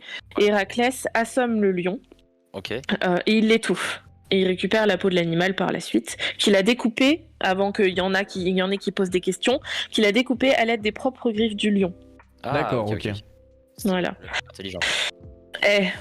Il n'y a pas que les là. Et donc, il porte ensuite cette fourrure sur lui, et c'est ce qu'on appelle la léontée. Ok. Voilà. Ensuite, il combat l'hydre de Lerne. Ne vois-tu pas que plus tu lui coupes la tête, plus elle s'entête? C'est dans Hercule aussi, dans le Disney. J'ai la petite citation de Philoctète qui me vient en tête. Ensuite, tu as le sanglier d'Érimante, donc la capture du sanglier d'Érimante. Tu as la biche de Sérénie. Alors, la biche de Sérénie, c'est la biche qui est sous la protection d'Artémis. Il a fallu se faire buter par Artémis quand il a récupéré la biche. parce que elle est sous sa protection, et quand il lui a expliqué un petit peu ce qui se passait avec ses 12 travaux, etc., elle a accepté qu'il capture la biche, qu'il la ramène à son cousin. Jean-Michel. À son cousin. Non, mais... Je me rappelle plus comment s'appelle son cousin, à qui en fait il rendait compte au niveau des travaux, etc. Puis ensuite les oiseaux du lac de Stymphal. Ok. Parce que c'est vrai qu'on connaît beaucoup les premiers travaux d'Hercule, le lion de Némée, etc. Mais on ne connaît pas réellement les derniers en fait. C'est ça. Tu as les écuries d'Augias qui doivent être nettoyées en une seule journée et qui n'ont pas été nettoyées depuis plusieurs années. Okay. Donc là, il détourne le cours d'un fleuve qu'il fait rentrer en fait directement dans les écuries. Ça nettoie les écuries, il me semble. Efficace. Il y a la capture du taureau de Crète et des juments de Diomède. Et les juments de Diomède, ce sont des juments qui lâchent des flammes par leurs naseaux. Okay. Et qui se nourrissent de chair humaine. C'est un sacré jument. Elles ont mangé un peu épicé, quoi. C'est ça. Ok. Je suis en train de faire, t'es en train de tout citer là. Il y a un parallèle à faire avec Assassin's Creed Odyssey. Je sais pas si vous vous souvenez, quand tu tues tous les animaux légendaires, il y en a pas mal qui font partie des 12 travaux d'Hercule du coup. Quasiment tous. Ok, stylé. Quasiment tous. Tu as donc Ah oui, il doit récupérer la ceinture d'Hippolyté, donc qui est la reine des Amazones. Ouais, ok. Donc là, il massacre tout le monde, hein, clairement, il cherche même pas à comprendre. Au départ, il y va en négociant, et puis après, il massacre tout le monde.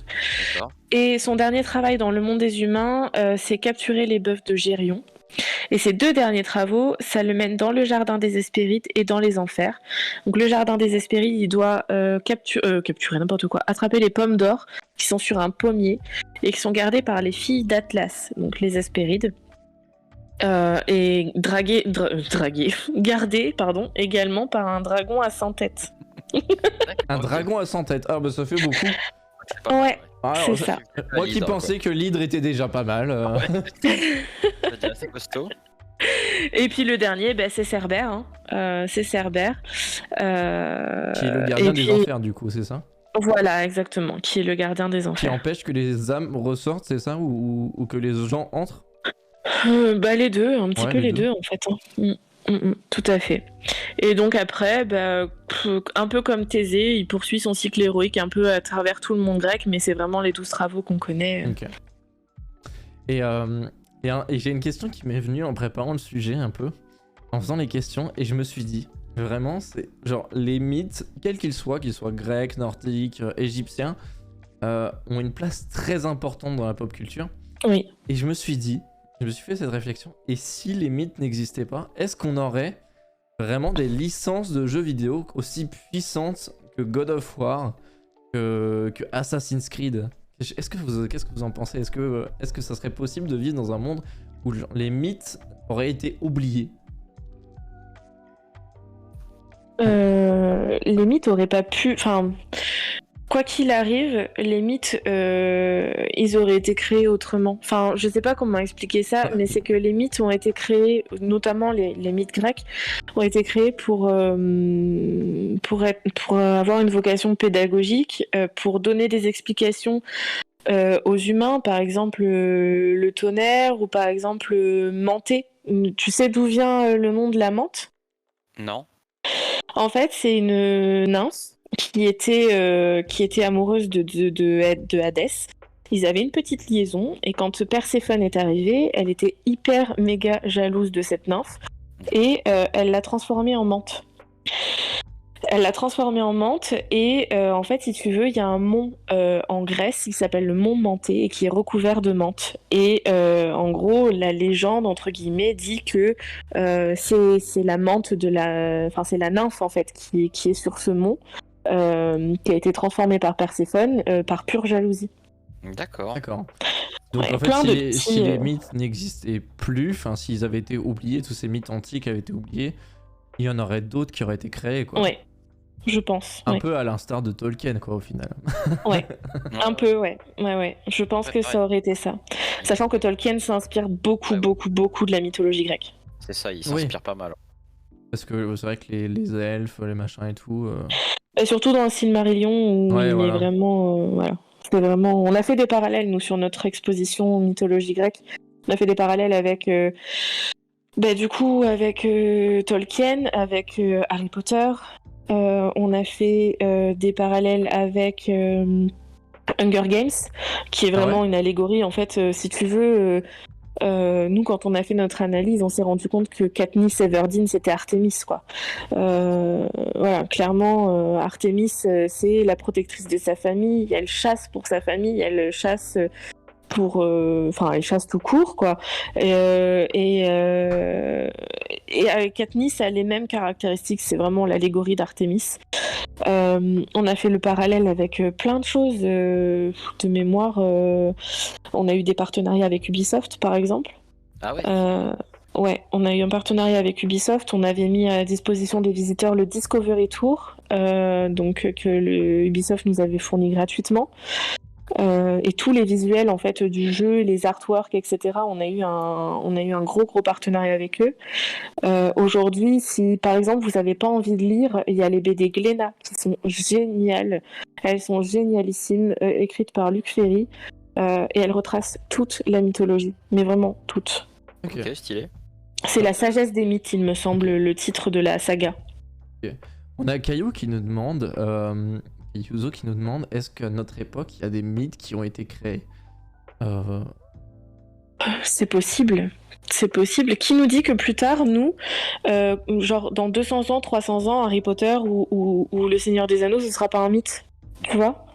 Ça l'est déjà. Moi, en fait, pour moi, c'est déjà ça, en fait. Pour moi, que l'univers de Tolkien ou même de Game of Thrones, je pense que dans plusieurs centaines d'années, si on est encore là, si la Terre est encore là, je pense que ça pourrait être considéré comme des mythes, vu que, comme tu le disais au début de l'émission, tous les mythes, toutes les mythologies ont été plus ou moins transmises par l'oral. Oui, c'est ça. Donc, je pense qu'effectivement, il y aura ce phénomène, parce que qu'il est déjà, hein, parce que l'univers de Tolkien est déjà considéré comme limite une religion, hein, attention. Bah ouais, la langue, le taf est fou derrière le Seigneur des Anneaux. Donc je pense qu'effectivement, on peut considérer que ces licences qui s'inspirent de mythologie antique pourraient être des mythes du futur quelque part. Ouais. C'est beau, hein, c'est beau à dire. Je pense pas que. Mais c'est ça, hein, parce que les mythes à la base, c'est quoi? Ce sont des histoires. Ce sont des histoires avec une morale.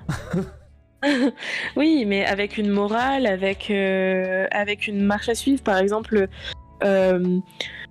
comment dire, tu vas retenir une morale de Harry Potter ou de Tolkien, tu vas toujours avoir des messages importants, des messages forts. Et la mythologie, c'était ça aussi. C'est par exemple, vous voyez, telle personne, elle a fait ça, c'est pas bien, il faut pas le faire. Enfin, c'est vraiment des choses élémentaires, entre guillemets, de conduite, quoi. Mais ça n'a rien à voir, par contre, avec la religion. La mythologie n'a rien à voir avec la religion. Oui, parce que je vois que ça parle beaucoup de la Bible, du Coran, etc. Et effectivement, les mythes sont... Enfin, la différence qu'on pourrait faire entre la religion et les mythes, justement. Alors, justement, en fait, les mythes, c'est vraiment... comment dire? C'est vraiment de la... Il n'y a pas de dogme, il n'y a pas de Bible, il n'y a pas d'écrit qui dit tu ne tueras point ou peu importe, tu vois. C'est vraiment... Ouais, c'est de l'expérience et du vécu, c'est vraiment... Il n'y a pas de marche à suivre, on te dit pas ce que tu dois faire, on te conseille sur ce qui est bien ou mal. C'est ça. Voilà. C'est pas un dogme en fait. C'est pas c'est pas une religion, donc c'est pas quelque chose où on va te dire tu dois faire ça, tu dois faire ci. Enfin, c'est vraiment complètement différent.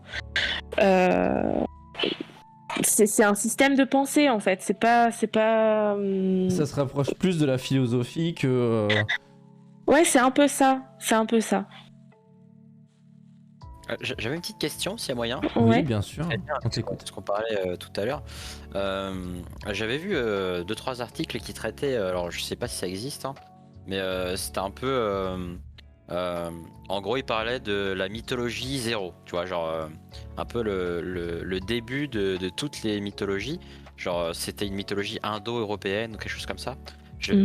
j'ai pas de nom vraiment, mais est-ce qu'on a connaissance à l'heure actuelle d'un patient zéro un peu de la mythologie quoi? Genre est-ce qu'il y a quelque chose qui est vraiment la base de tout et après genre les gens, voilà, les cultures, les différents peuples ont un petit peu modifié et changé la vision de cette mythologie de base pour avoir la mythologie qu'on connaît aujourd'hui quoi.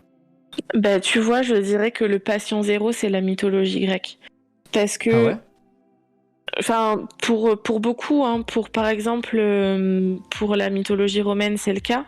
On retrouve beaucoup de dieux grecs dans la mythologie égyptienne aussi. Par exemple, je crois que c'est Amon qui est associé à Jupiter, ou à Zeus, si vous préférez.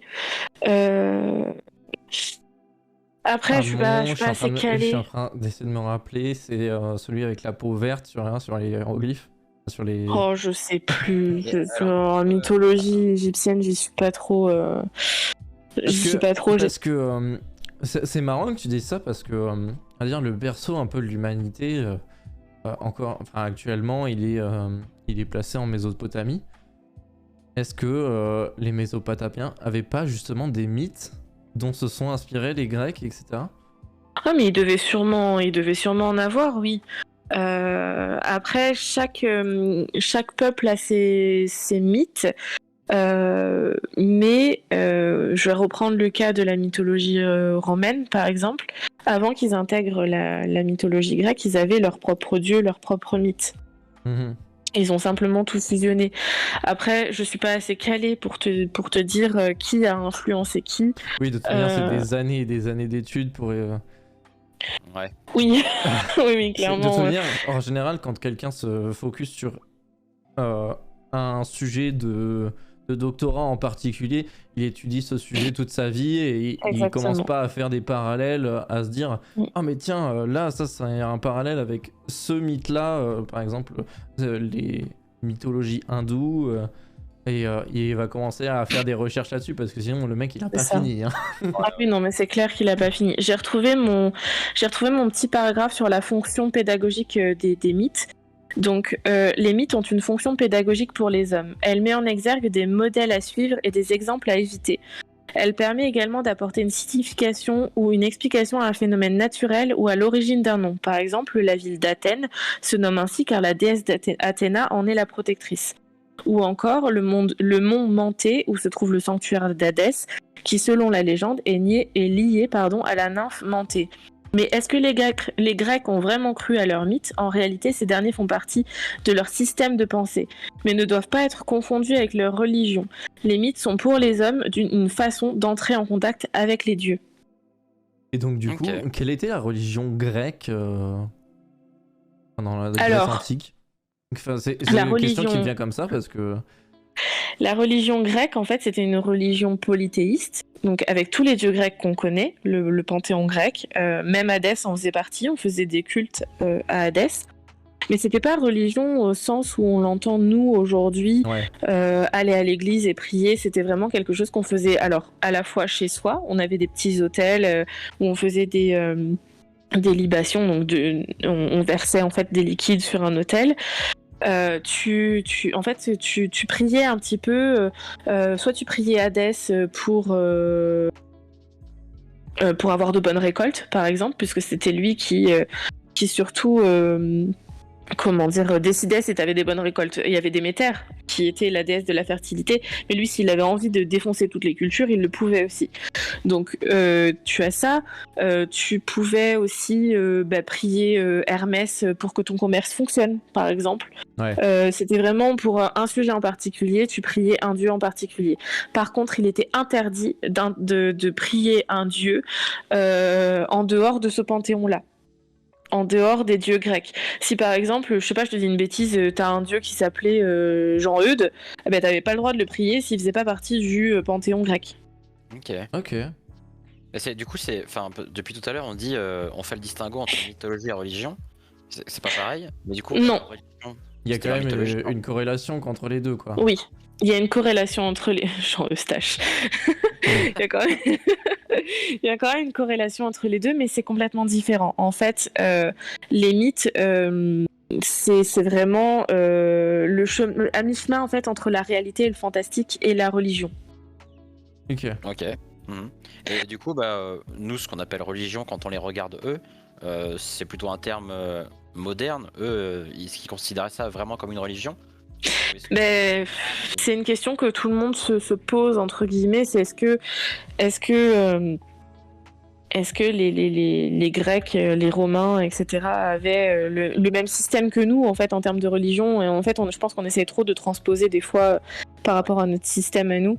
C'est vrai que des fois c'est un peu compliqué. Donc on sait pas trop, c'est un peu flou du coup. Ouais. Bah en même Enfin, en temps, tout cas, moi, de ce que j'ai lu, c'est un peu flou. on n'a pas de témoin, quoi. Non. Et c'est ça qui est chiant.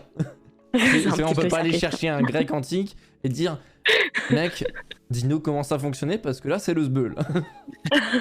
Après, on aurait pu avoir des écrits ou quelque chose, tu vois. Et le souci avec les écrits, c'est que ça, au fil des années, et des siècles, ça a quand même été un minimum transformé dans le sens où, je te dis une bêtise, t'as quelqu'un, par exemple, t'as Hésiode qui a écrit au 8e siècle avant notre ère. Comme je vous ai dit, il y a des copistes. Suffit que le copiste change un mot et qu'après le deuxième copiste change la phrase. Et tu vois, enfin, c'est Ouais, t'es pas trop sûr de ce qui a été retranscrit, quoi. exactement. Et les seules choses qui nous permettent d'être sûrs, c'est vraiment les œuvres qui sont datées de cette époque-là. Par exemple, des éléments de frise en marbre, des statues, des enduits peints. Par exemple, là, il y a des nouvelles découvertes à Pompéi.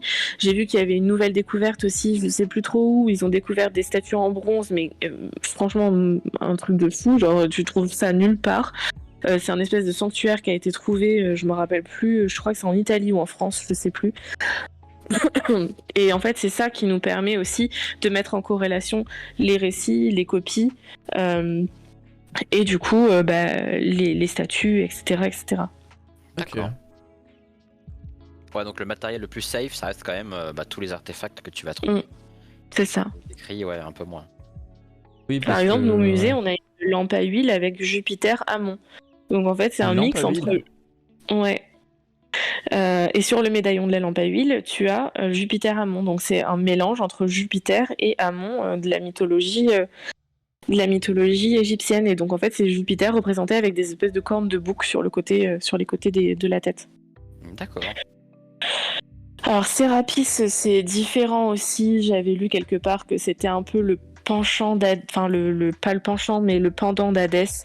Mais c'est aussi en lien avec Jupiter. Il est un petit peu particulier celui-là. J'avoue, j'ai jamais réussi à le cerner. Mais voilà. C'est un peu compliqué quand même, hein, les mythologies en général. Oui. C'est vrai que du coup, en préparant l'émission, j'ai fait quelques recherches pour pas dire que de la merde. et je suis tombé sur un espèce de graphique qui essaie de vraiment de regrouper un peu tout le monde qui sont liés entre eux. Et c'est un peu le sbeul. C'est tendu, hein. Ouais, c'est tendu. Mis à part dans des livres, vraiment, comment on pourrait s'y retrouver réellement pour quelqu'un qui voudrait s'intéresser à vraiment juste un bouquin, celui que tu as cité tout à l'heure, ça suffirait? Ouais, celui que j'ai cité, il est vraiment, vraiment génial. Après, c'est pour les gens qui aiment lire, vraiment, parce que c'est assez dense. Le bouquin, il fait quasiment 550 pages. Ah oui. Ouais. Mais il est hyper intéressant. Cette personne, la Catherine Salle, elle est géniale. Franchement,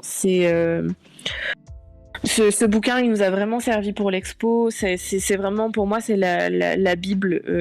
Si tu veux parler de mythologie, t'as même des arbres généalogiques dedans. C'est rangé par catégorie. Donc t'as les enfers, t'as les dieux, t'as la naissance des dieux. Après, sinon, en termes d'art, vraiment d'art, tu as les guides Azan. Je vais te le mettre dans le... Ouais, avec plaisir. Alors pour ceux que ça intéresserait, hein, c'est... Et donc c'est dieux et héros de l'Antiquité, et c'est génial parce que tu as toutes les représentations des dieux, comment les reconnaître dans l'art en fait, dans les peintures, dans les sculptures, etc. C'est vraiment cool. Et pour faire le parallèle aussi avec la culture pop, tu as une thèse sur internet qui fait, alors je sais plus combien de pages elle fait.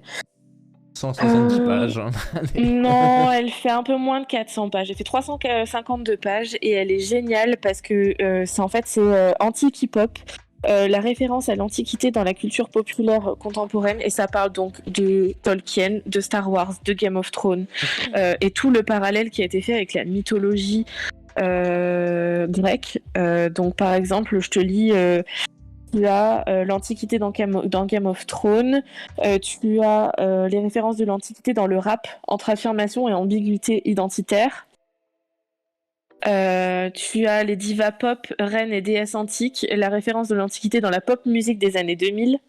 Enfin, tu as des articles en fait à l'intérieur. C'est quelque chose qu'on a tendance à oublier, mais encore aujourd'hui, la mythologie grecque a un impact énorme dans la pop culture. Oui, Dans notre quotidien, ne serait-ce que dans notre quotidien, on a énormément de marques qui s'inspirent de mythes pour trouver leur nom. Ne serait-ce que Nike. Amazon, Nike, on a Pandora, Ouais. on a Hermès également. Ouais. Et c'est fou que ça a un impact aussi énorme. Ah, c'est énorme. Ça a un impact. Il y a même des bouquins sur lesquels tu penserais pas. Tu as des petites. Tu sens qu'il y a une influence de la mythologie. Quand tu regardes Hunger Games, Effectivement, moi, avant que t'en parles, j'avais pas fait le parallèle entre Hunger Games et Artemis, effectivement. Ouais, pareil. Mais maintenant que tu le dis, effectivement, il y a un truc. Il y a un truc. Ouais. Après, il y a une différence entre les références à l'Antiquité et les références à la mythologie. Les références à l'Antiquité, il y en a beaucoup plus. T'as les péplums, les choses comme ça, où t'as pas vraiment de mythologie. Et puis après, tu as Hunger Games ou Harry Potter. Par exemple, Harry Potter, il y a tellement de parallèles. Par exemple, Hagrid, ce serait le père adoptif de Dionysos, qu'on appelle Silène. Et Pardon. c'est le même cas. Oui, ouais, tout à fait. Et c'est le même cas pour Harry, en fait. Harry, il est le fils adoptif, entre guillemets, de Hagrid. Hagrid le prend sous son aile, il l'éduque à Poudlard, etc., etc. Et tu vois, Silène, il a fait la même chose avec Dionysos. Et le même physique. Il l'a éduqué à Poudlard et il avait une cicatrice sur le front. Non, mais non. Ah merde, je suis déçu. J'allais dire J.K. Rowling, imposteur. Le même penchant pour l'alcool. Enfin voilà. Clairement, il boit beaucoup de bière au beurre après Oula. Hein, ouais, mais c'est ça.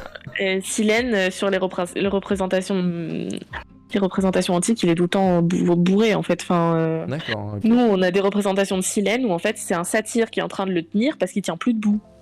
D'accord, ok, super. Le gros pochetron, quoi. Exactement. En fait, c'est pour ça qu'on n'a pas le droit de rentrer dans la forêt interdite, c'est parce qu'il y a les vignes de Hagrid. Ouais, c'est ça. Ça consomme à balle. Satyre ou faune Satyre ou faune, quelle est la différence entre un satyre et un faune?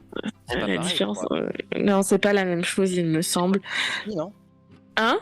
Les faunes sont plus petits, non? Je sais pas si c'est la même mythologie en fait. Ah. Ouais. Je sais que le satyre, c'est vraiment, ça fait vraiment partie du cortège de Dionysos. C'est des mi-humains, mi-chèvre. Ouais, mais avec des sabots, etc. Alors, tu vois, dans nos représentations gréco-romaines, pour le coup, ils sont pas du tout représentés avec des sabots. Putain, mais il y a des explosions, les gars, au sérieux, calmez-vous. Non mais, pardon, je suis désolée, ça me fait peur. Et du coup, ils sont pas du tout représentés avec des sabots, ils sont humains, ils ont juste une petite queue de chèvre derrière leur cucu. C'est ridicule. Et ouais, complètement ridicule. Shadow dit que satyre c'est grec et faune ça sera plus romain. Ouais, c'est ce que je pensais, ouais. Okay. C'est ce que je pensais. Mais dans la représentation qu'on se fait, effectivement, les faunes, c'est mi-homme, mi-bouc au final. Ouais, c'est ça, ouais. Et il joue de la flûte de Pan, non? Ouais. Et d'ailleurs, Pan, c'est complètement différent. C'est rien à voir avec les faunes. Pan serait, d'après Homère, ce serait le fils d'Hermès. Oui, parce que d'ailleurs, ça en a parlé dans le chat tout à l'heure. Pan, c'est qui? Parce que on a ce film, le labyrinthe de Pan, qui a été fait il y a quelques années. Ouais, merci Alex. Il est chelou. Hein. Et d'ailleurs, j'ai vraiment très peu de souvenirs de ce film. Je me souviens juste qu'il y a eu un tigre, Et qu'il y a un mec qui met ses mains dans ses yeux Ouais. et qui a des autres yeux. T'as vu les Ah, théories. c'est qui, Alors Pan je t'avoue que Pan, je le connais pas énormément. Tout ce que je sais, c'est que d'après Homère, en gros, il y a certains auteurs qui attribuent Pan comme fils d'Hermès. Donc c'est tout ce que je sais sur Pan. En D'accord. Peut-être- rapport avec Peter Pan, je sais pas. Ouais, peut-être peut-être qu'il vit sur une île un peu space avec des enfants qui ne grandissent jamais et un mec. Mais il était pas très cool comme dieu, hein, de ce que j'ai cru comprendre. Il était pas, c'était pas, enfin, je sais même pas si on peut appeler ça un dieu, mais il Non. était pas. Il est considéré parce que comme le dans dieu le des film- bergers et des troupeaux apparemment. Ok. D'accord, ok, Il est dépeint comme un méchant en vrai. ouais, Même il est maléfique et tout. ouais. Alors moi j'ai cette image de lui, ouais, assez mauvaise. T'as des dieux hein, comme ça qui ont des images, enfin qui ont comment dire des réputations assez mauvaises. Par exemple, Arès, il est détesté dans la mythologie grecque par tous ses confrères. Il est détesté par les humains, alors que Mars, qui est son pendant romain, il est adoré, il est adulé, il est tout ce que tu veux. C'est le dieu des dieux. Mais Et- peut-être à cause du penchant de Rome pour l'expansion territoriale et la guerre peut-être aussi non. Exactement, c'est Ouais. tout à fait ça. C'est tout à fait ça.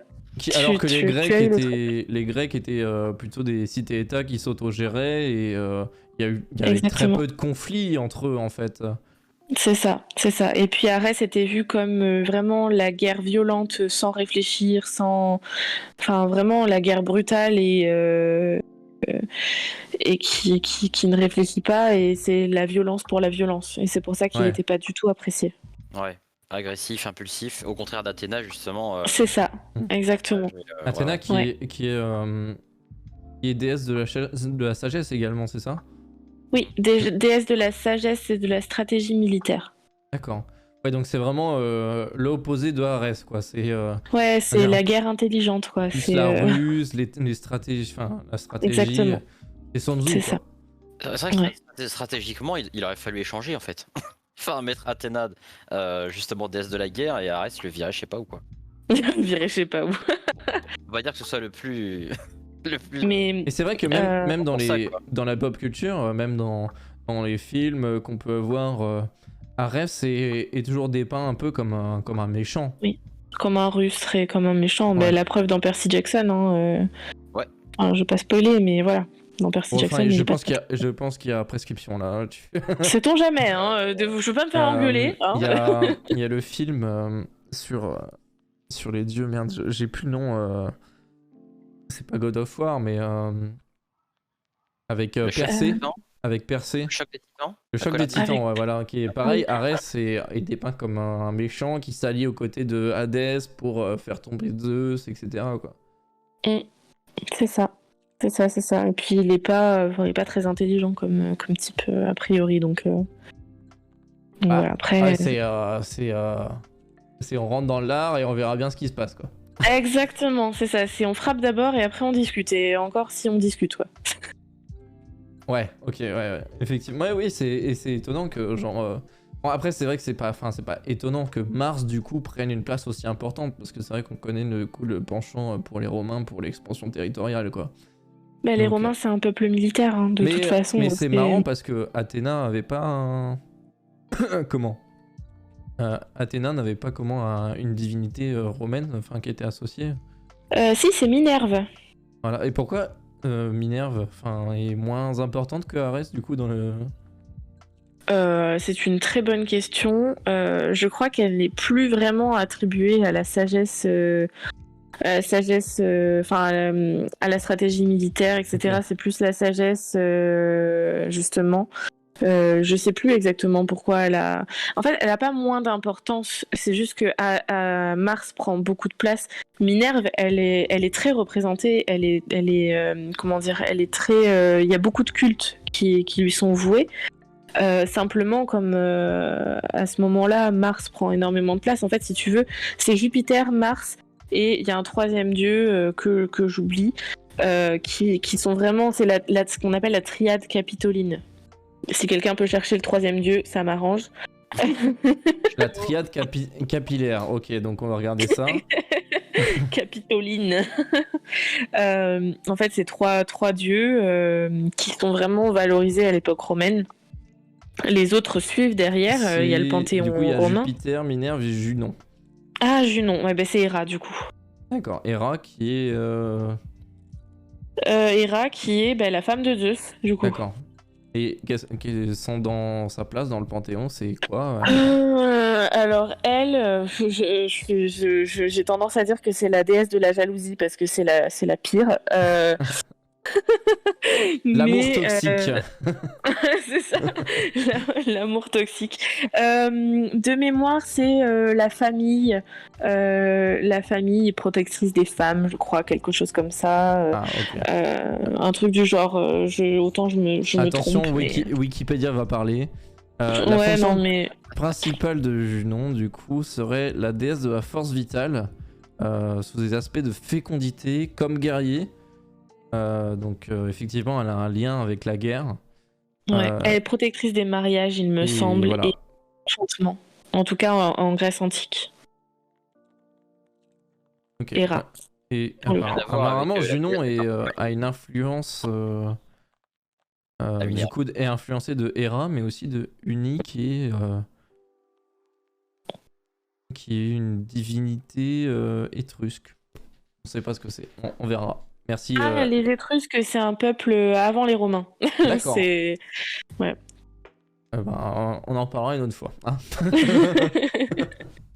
Mais en gros, c'est un peuple qui a vécu essentiellement en Italie et dans le sud de la France, il me semble. Ouais. Mariage et fécondité, donc voilà. Yes. Si C'est vous voulez prier une divinité, n'hésitez pas à prier Junon, messieurs, dames. Apparemment, ça intéresse Martine. J'ai vu un truc, Lilith. Oui. Il parle beaucoup des Mycéniens, je crois. C'est ça le nom? Oui, les Mycéniens, alors c'est un peuple très ancien. Ok. Avant, du coup, Oui. les Grecs antiques. Oui, tout Les à fait. Mycéniens, ouais, on les connaît beaucoup dans le. Ils Ouais. vivaient, du coup, en Grèce ou... Alors de mémoire, ils vivaient plus. Alors je vois pas le pays, mais je vois la carte. T'as la Grèce et t'as une espèce de d'arc à droite. Et ben ils vivaient par là. D'accord. Voilà. Ok. Mais du coup, c'est un peu les ancêtres. C'est quoi? Ils ont... C'est vraiment les civilisations comment dire, pas pré-grecques parce que c'est pas du tout ce que je veux dire, mais c'est les premières civilisations en fait, les Mycéniens, etc. Un peu comme les Babyloniens, etc. Ouais.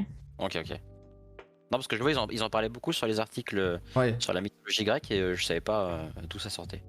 Mycénien, c'est quelque chose qu'on revoit beaucoup, par exemple, dans Assassin's Creed, on en parle des Mycéniens. Alors, Ouais. Tu peux looter l'armure, ouais. Effectivement, c'est peut-être pas très factuel, mais et du coup, justement, en parlant d'Assassin's Creed, quel est pour vous justement l'œuvre jeu vidéo, enfin l'œuvre pop culture, que ce soit jeu vidéo, littérature, qui s'inspire le plus et qui est le plus cohérent en fait avec la mythologie grecque pour vous? Odyssée, Assassin's Creed Odyssey. Ouais. Ah ouais? C'est parti direct, j'allais Ouais. dire la même Ils ont chose. vraiment fait un taf vraiment très. Ah, ils ont fait un taf de ouf. Ils travaillent avec des historiens en vrai, hein. Ils font ça. Ils travaillent avec des historiens, des archéos, des chercheurs, etc. Ils ont vraiment fait un taf de dingue. Moi, je bosse avec des chercheurs qui travaillent à l'Institut de recherche archéologique antique et qui sont allés à Athènes et puis sur certains sites et qui m'ont dit mais c'est ça en fait. C'est ça, clairement. Et ouais, non, c'est vraiment Donc, l'Odyssée. Donc ouais, si on voulait se dire, si on n'aime pas lire, etc., et qu'on se dit, tiens, j'ai envie de m'intéresser à la mythologie grecque, on peut jouer à Assassin's Creed Odyssey et se dire, bon, hormis tous les délires précurseurs, etc., et tout, on est vraiment dans quelque chose qui est très... C'est plutôt fidèle, oui. Ouais, qui est très fidèle, voilà, c'est le mot que je cherchais. Après, tu as quelque chose qui est plus... qui allie le jeu Assassin's Creed et qui a un côté plus pédagogique, c'est le Discovery Tour, Ouais, c'est trop. qui est inclus dans le jeu gratuitement. Et ça, par contre, c'est vraiment scientifique, t'as vraiment des gens qui t'expliquent, voilà, l'agora, à quoi ça servait, le Parthénon, etc., les différentes statues, pourquoi on les voit plus aujourd'hui, la vie quotidienne, la construction des navires. Enfin, franchement, c'est vraiment hyper bien conçu, le Discovery Tour. Et ils l'ont fait du coup sur Origins, Odyssey et Valhalla justement. Oui, c'est ça, tout à fait. Ils sont vraiment incroyables, ouais. C'est un super support, comme tu dis, si t'aimes pas lire, le Discovery Tour, c'est génial. T'as juste à te poser et puis bah, Ouais, t'écoutes. c'est ça. C'est super. Après, si t'aimes pas lire, tu as aussi sur YouTube, tu as des gens qui font des vidéos, justement. Nota Bene, ouais. Nota carrément. Bene qui est incroyable, Ouais. on rappelle. Il a fait beaucoup de vidéos sur les mythologies d'ailleurs, ouais. Et puis, je reviens effectivement, aussi. quelqu'un m'a dit tout à l'heure dans le chat qu'il avait fait une vidéo sur les 12 travaux d'Hercule. D'accord. Donc on ira voir ça. Mm. On ira voir ça. Et je pensais à ça, oui. Je sais pas pourquoi je reviens là-dessus, effectivement. Je pensais à Camelot et la place de Mars dans la culture romaine. Et effectivement, même dans Camelot, la série de Alexandre Astier, il y a un moment où on voit le roi Arthur qui prie Mars avec une lance. Alors j'ai oublié le nom là. Je sais plus, c'est quelque chose en IA. Ouais, C'est alors pas là, la Loggia, parce que la Loggia c'est une terrasse. C'est autre chose.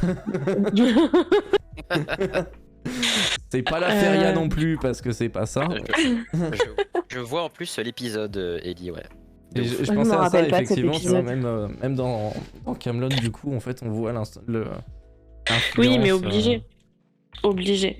Parce que c'est la période qui veut ça. C'est la période qui veut ça.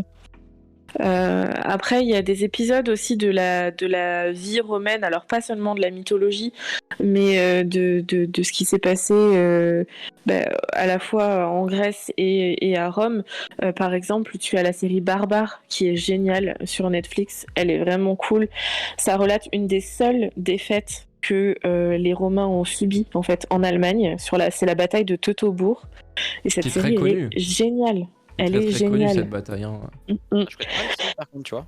Eh ben, je te conseille la série Barbare parce que vraiment elle est excellente. Et en plus, la saison 2 est sortie récemment. Ah ouais, voilà, alors que je n'ai pas encore regardé, mais voilà, si vous aimez un peu la vie romaine, etc., vous pouvez aller voir la série Barbare et vous aurez une deuxième saison.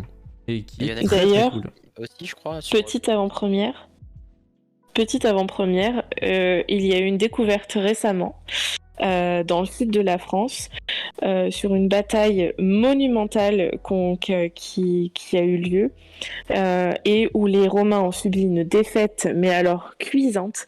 Et à côté de la bataille de Teutobourg, voilà, c'est juste pharaonesque. La bataille de Teutobourg, je crois qu'il y a eu 6000 ou 7000 morts du côté romain. Là, on est à 80 000 morts du côté romain. Ah ouais. Oui, oh la vache. Ah, oui, c'est plus une défaite, c'est une branlée. Ouais, là, c'est une grosse branlée. Alors quand on a encore ce qui s'est passé, on va découvrir. Alors, c'est la bataille d'Orange, bataille d'Arosio, je vais vous le mettre sur le chat, en 105 avant Jésus-Christ. Ok, Martine nous a dit que c'était la Regia. Voilà, merci Martine. Alors, ce qui va être intéressant, c'est de savoir stratégiquement comment ils ont réussi un tel exploit du coup. Ouais, effectivement, parce que c'est dingue en vrai. Bataille enfin, ils étaient considérés comme un peuple barbare, avec très peu de moyens. Ils n'avaient pas les armures romaines, ils n'avaient pas la stratégie militaire qu'ont les Romains. Enfin, les Romains ont quand même été réputés pendant des années pour être à la pointe de la stratégie militaire. En fait, ils ont profité, si tu veux, il y avait deux légions en fait, enfin deux centurions qui géraient plusieurs légions, il me semble, si je me trompe pas, qui n'étaient pas d'accord sur comment gérer la stratégie de cette bataille, justement. Et en fait, c'est ce désaccord qui a mené à leur perte. D'accord, ok. Ils n'ont pas voulu collaborer entre eux, quoi. Et ils se sont fait défoncer. Ah, c'est con comme défaite. Oh, ils ont dû se faire défoncer en rentrant à Rome. Hein. Ah ouais, c'est clair. Ah bah ils sont pas rentrés à Rome, ils ont tous été sacrifiés. Ah bah c'est... Bon, de toute manière, ils seraient rentrés à Rome, ils auraient été... Je pense qu'ils auraient été envoyés dans les jeux du cirque, donc... Il y en a quelques-uns qui sont rentrés à Rome quand même, parce que le récit nous est arrivé, ça a été effectivement. relaté par Vitruve, donc un écrivain romain. En gros, si tu veux, peut-être 1 an ou 2 ans plus tard, ils sont revenus, les Romains sont revenus chercher le peu de ce qui restait de leur mort, et ils en ont fait en fait une sépulture monumentale. En fait, ils ont empilé tous les restes en fait qui restaient. Et ils en ont fait un tertre, donc c'est une sorte de comment dire, de tombe. Oui, c'est ça, exactement. Et donc en fait, on sait qu'ils sont revenus quelques années plus tard enterrer leurs morts. Ok. Il y a Caillou qui demande, il a vu le chemin. Je viens de voir le chemin de la bataille qu'ils ont fait. C'est une bataille qui a duré combien de temps Alors, cette bataille, a priori, c'est la bataille du 6 octobre 105 avant Jésus-Christ, donc j'imagine que ça a duré qu'une seule journée. Mais tout ce qui est stratégie... Ouais, mais tout ce qui est... Oh, putain. Après, je sais pas, tout ce qui est stratégie et massacre après des prisonniers romains, je sais pas comment ça s'est passé, tu vois. J'ai assisté à un colloque là-dessus en septembre, mais j'ai pas tout à fait tout écouté, je vous avoue. Ah bah super. Ah bah bravo.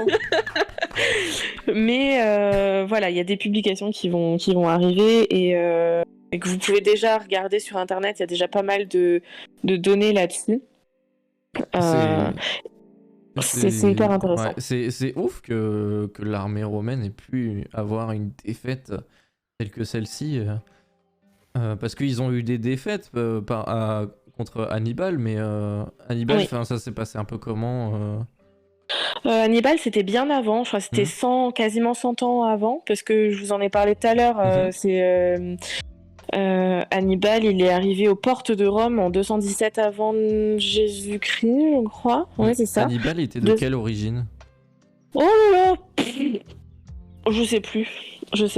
Franchement, je veux pas te dire de bêtises, je me rappelle plus. Shadow, il va nous chercher ça, t'inquiète. Google. Et oui, ça a été la grande terreur de Rome, Hannibal. Vraiment, ça a été. On raconte qu'il a traversé l'Europe avec des éléphants, Il a traversé les montagnes. Ouais, a priori, ouais. Pour arriver à Rome. Il a traversé le Rhône. Il a traversé le Rhône aussi. Ah, c'est fou, hein. Tu dis le mec qui s'est pointé devant les portes de Rome, quoi. En fait, il s'attendait pas du tout à ce qu'il passe par là, en fait. Non, pas du tout. En fait, le mec s'est dit, on m'y attend pas, quitte à avoir des pertes, j'y vais. Quoi. Ouais, c'est ça. Alors qu'il est passé par, on rappelle, à l'époque, le réchauffement climatique était pas spécialement là, et dans les hautes montagnes, il faisait frisquette un peu quand même. Ouais, il fallait mettre une petite lettre. Hein. Il était tunisien, d'accord. Ah ouais. Ok. Alors est-ce que c'était vraiment la Tunisie à l'époque? Non, ça devait être un nom de pays en particulier. C'est date, lieu de naissance 247. Ah, donc il avait 30 ans en fait quand il a attaqué Rome. Ah, c'était un Carthaginois. Ouais. Voilà. Ok. Carthage, okay. Effectivement. D'ailleurs, c'est Hannibal. Carthage, c'est quelque chose qu'on voit dans Rise of Rome. Rome, non, ouais, il me semble. Le jeu qui est pas. Alors je l'ai téléchargé, j'ai pas joué. Qui est pas officiel sur Xbox, qui est sorti il y a quelques années. À la sortie de la Xbox One d'ailleurs. Mais si, il est trop bien. Ouais, c'est du QTE. Bah, à la sortie, c'était incroyable. Mais ouais, si, il est pas mal ce jeu. Mais effectivement, c'est un jeu qui relate un petit peu ces batailles-là avec. Intéressant. Alors, il me semble que c'est pas Hannibal, mais c'est avec des Carthaginois justement, je crois. D'accord. J'ai plus le souvenir en tête. Attends, d'ailleurs, les guerres contre Hannibal, Rome a transgressé une règle commune à l'époque. Hannibal les a battus plusieurs fois et normalement Rome aurait dû se déclarer perdant, mais ils ne l'ont pas fait et ont fini par le poutrer. En même temps, quel intérêt? Tant qu'il reste des mecs à envoyer au front. Bah, c'est ça, hein. On en voit. Hein. Surtout qu'ils en avaient quelques-uns, parce que à cette époque-là, est-ce que le royaume de Rome était déjà bien étendu? Alors, de mémoire, à cette époque-là, c'était la République romaine. L'Empire romain, c'est l'Empire romain, c'est au moment du règne d'Auguste, donc on est au changement d'ère entre le 1er siècle avant et le 1er siècle après. Je sais pas, il n'y avait pas eu les conquêtes de Jules César. Je pense que oui, il y avait quand même une bonne expansion de la Rome. La Rome antique, mais je sais pas si on était vraiment à la... Enfin, non, c'est sûr, on n'était pas à l'apogée. L'apogée Au de Rome, de toute maximum, manière, c'était sous ouais. le règne de Jules. Enfin, de Et Jules César, non?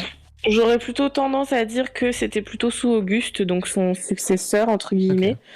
Ok. C'est dans les mêmes années quasiment, donc ça n'a pas grand-chose, quoi. L'expansion de la Rome, c'est venu avec les pirates. Merci Shadow. Ah, il est con. Il est nul, je te jure. Non, Il disait quelque chose Il d'intéressant me fatigue. que je ne connaissais pas. Il parlait des guerres contre Hannibal et que Rome aurait transgressé une règle commune à l'époque. Hannibal les a battus plusieurs fois. Oui, et c'est normalement, c'est Rome exactement aurait- ce que j'ai lu tout à l'heure en fait. Le mec, ça y est, il est perdu. Putain. C'est quoi le délire? Et ben apparemment, en fait, de ce que dit Shadow, c'est qu'apparemment, au bout de 3 grosses défaites, il se déclarait comme perdant pour éviter qu'il y ait trop de morts, effectivement.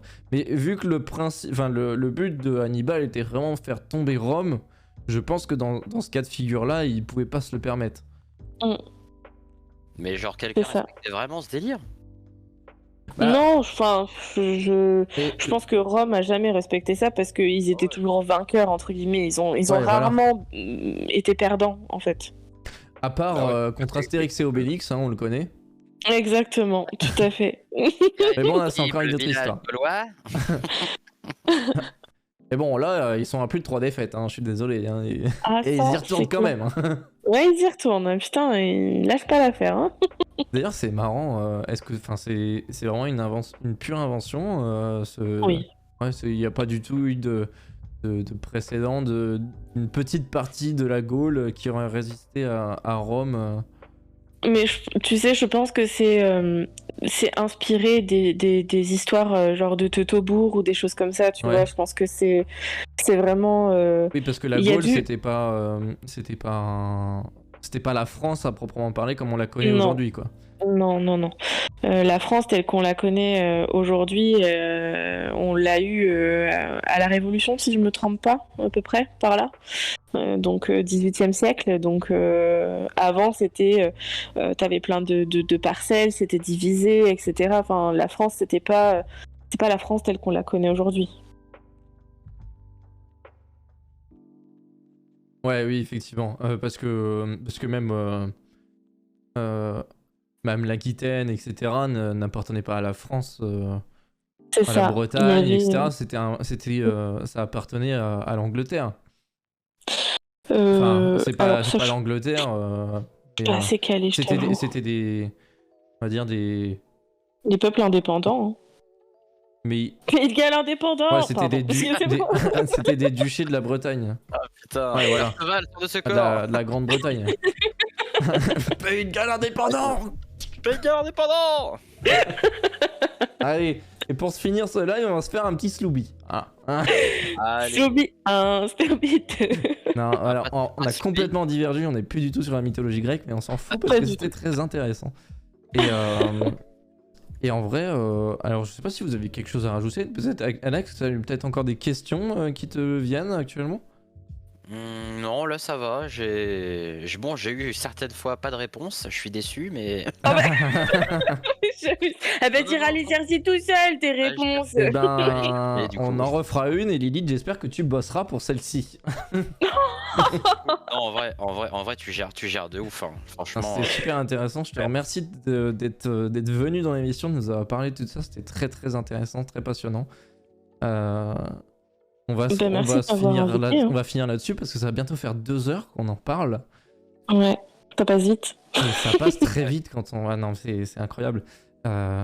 Et ouais, voilà, je vous remercie. Je te remercie encore particulièrement, Lilith, d'être venue, nous avoir parlé un peu de ton métier, nous avoir donné toute ton expertise historique sur la mythologie grecque et autres.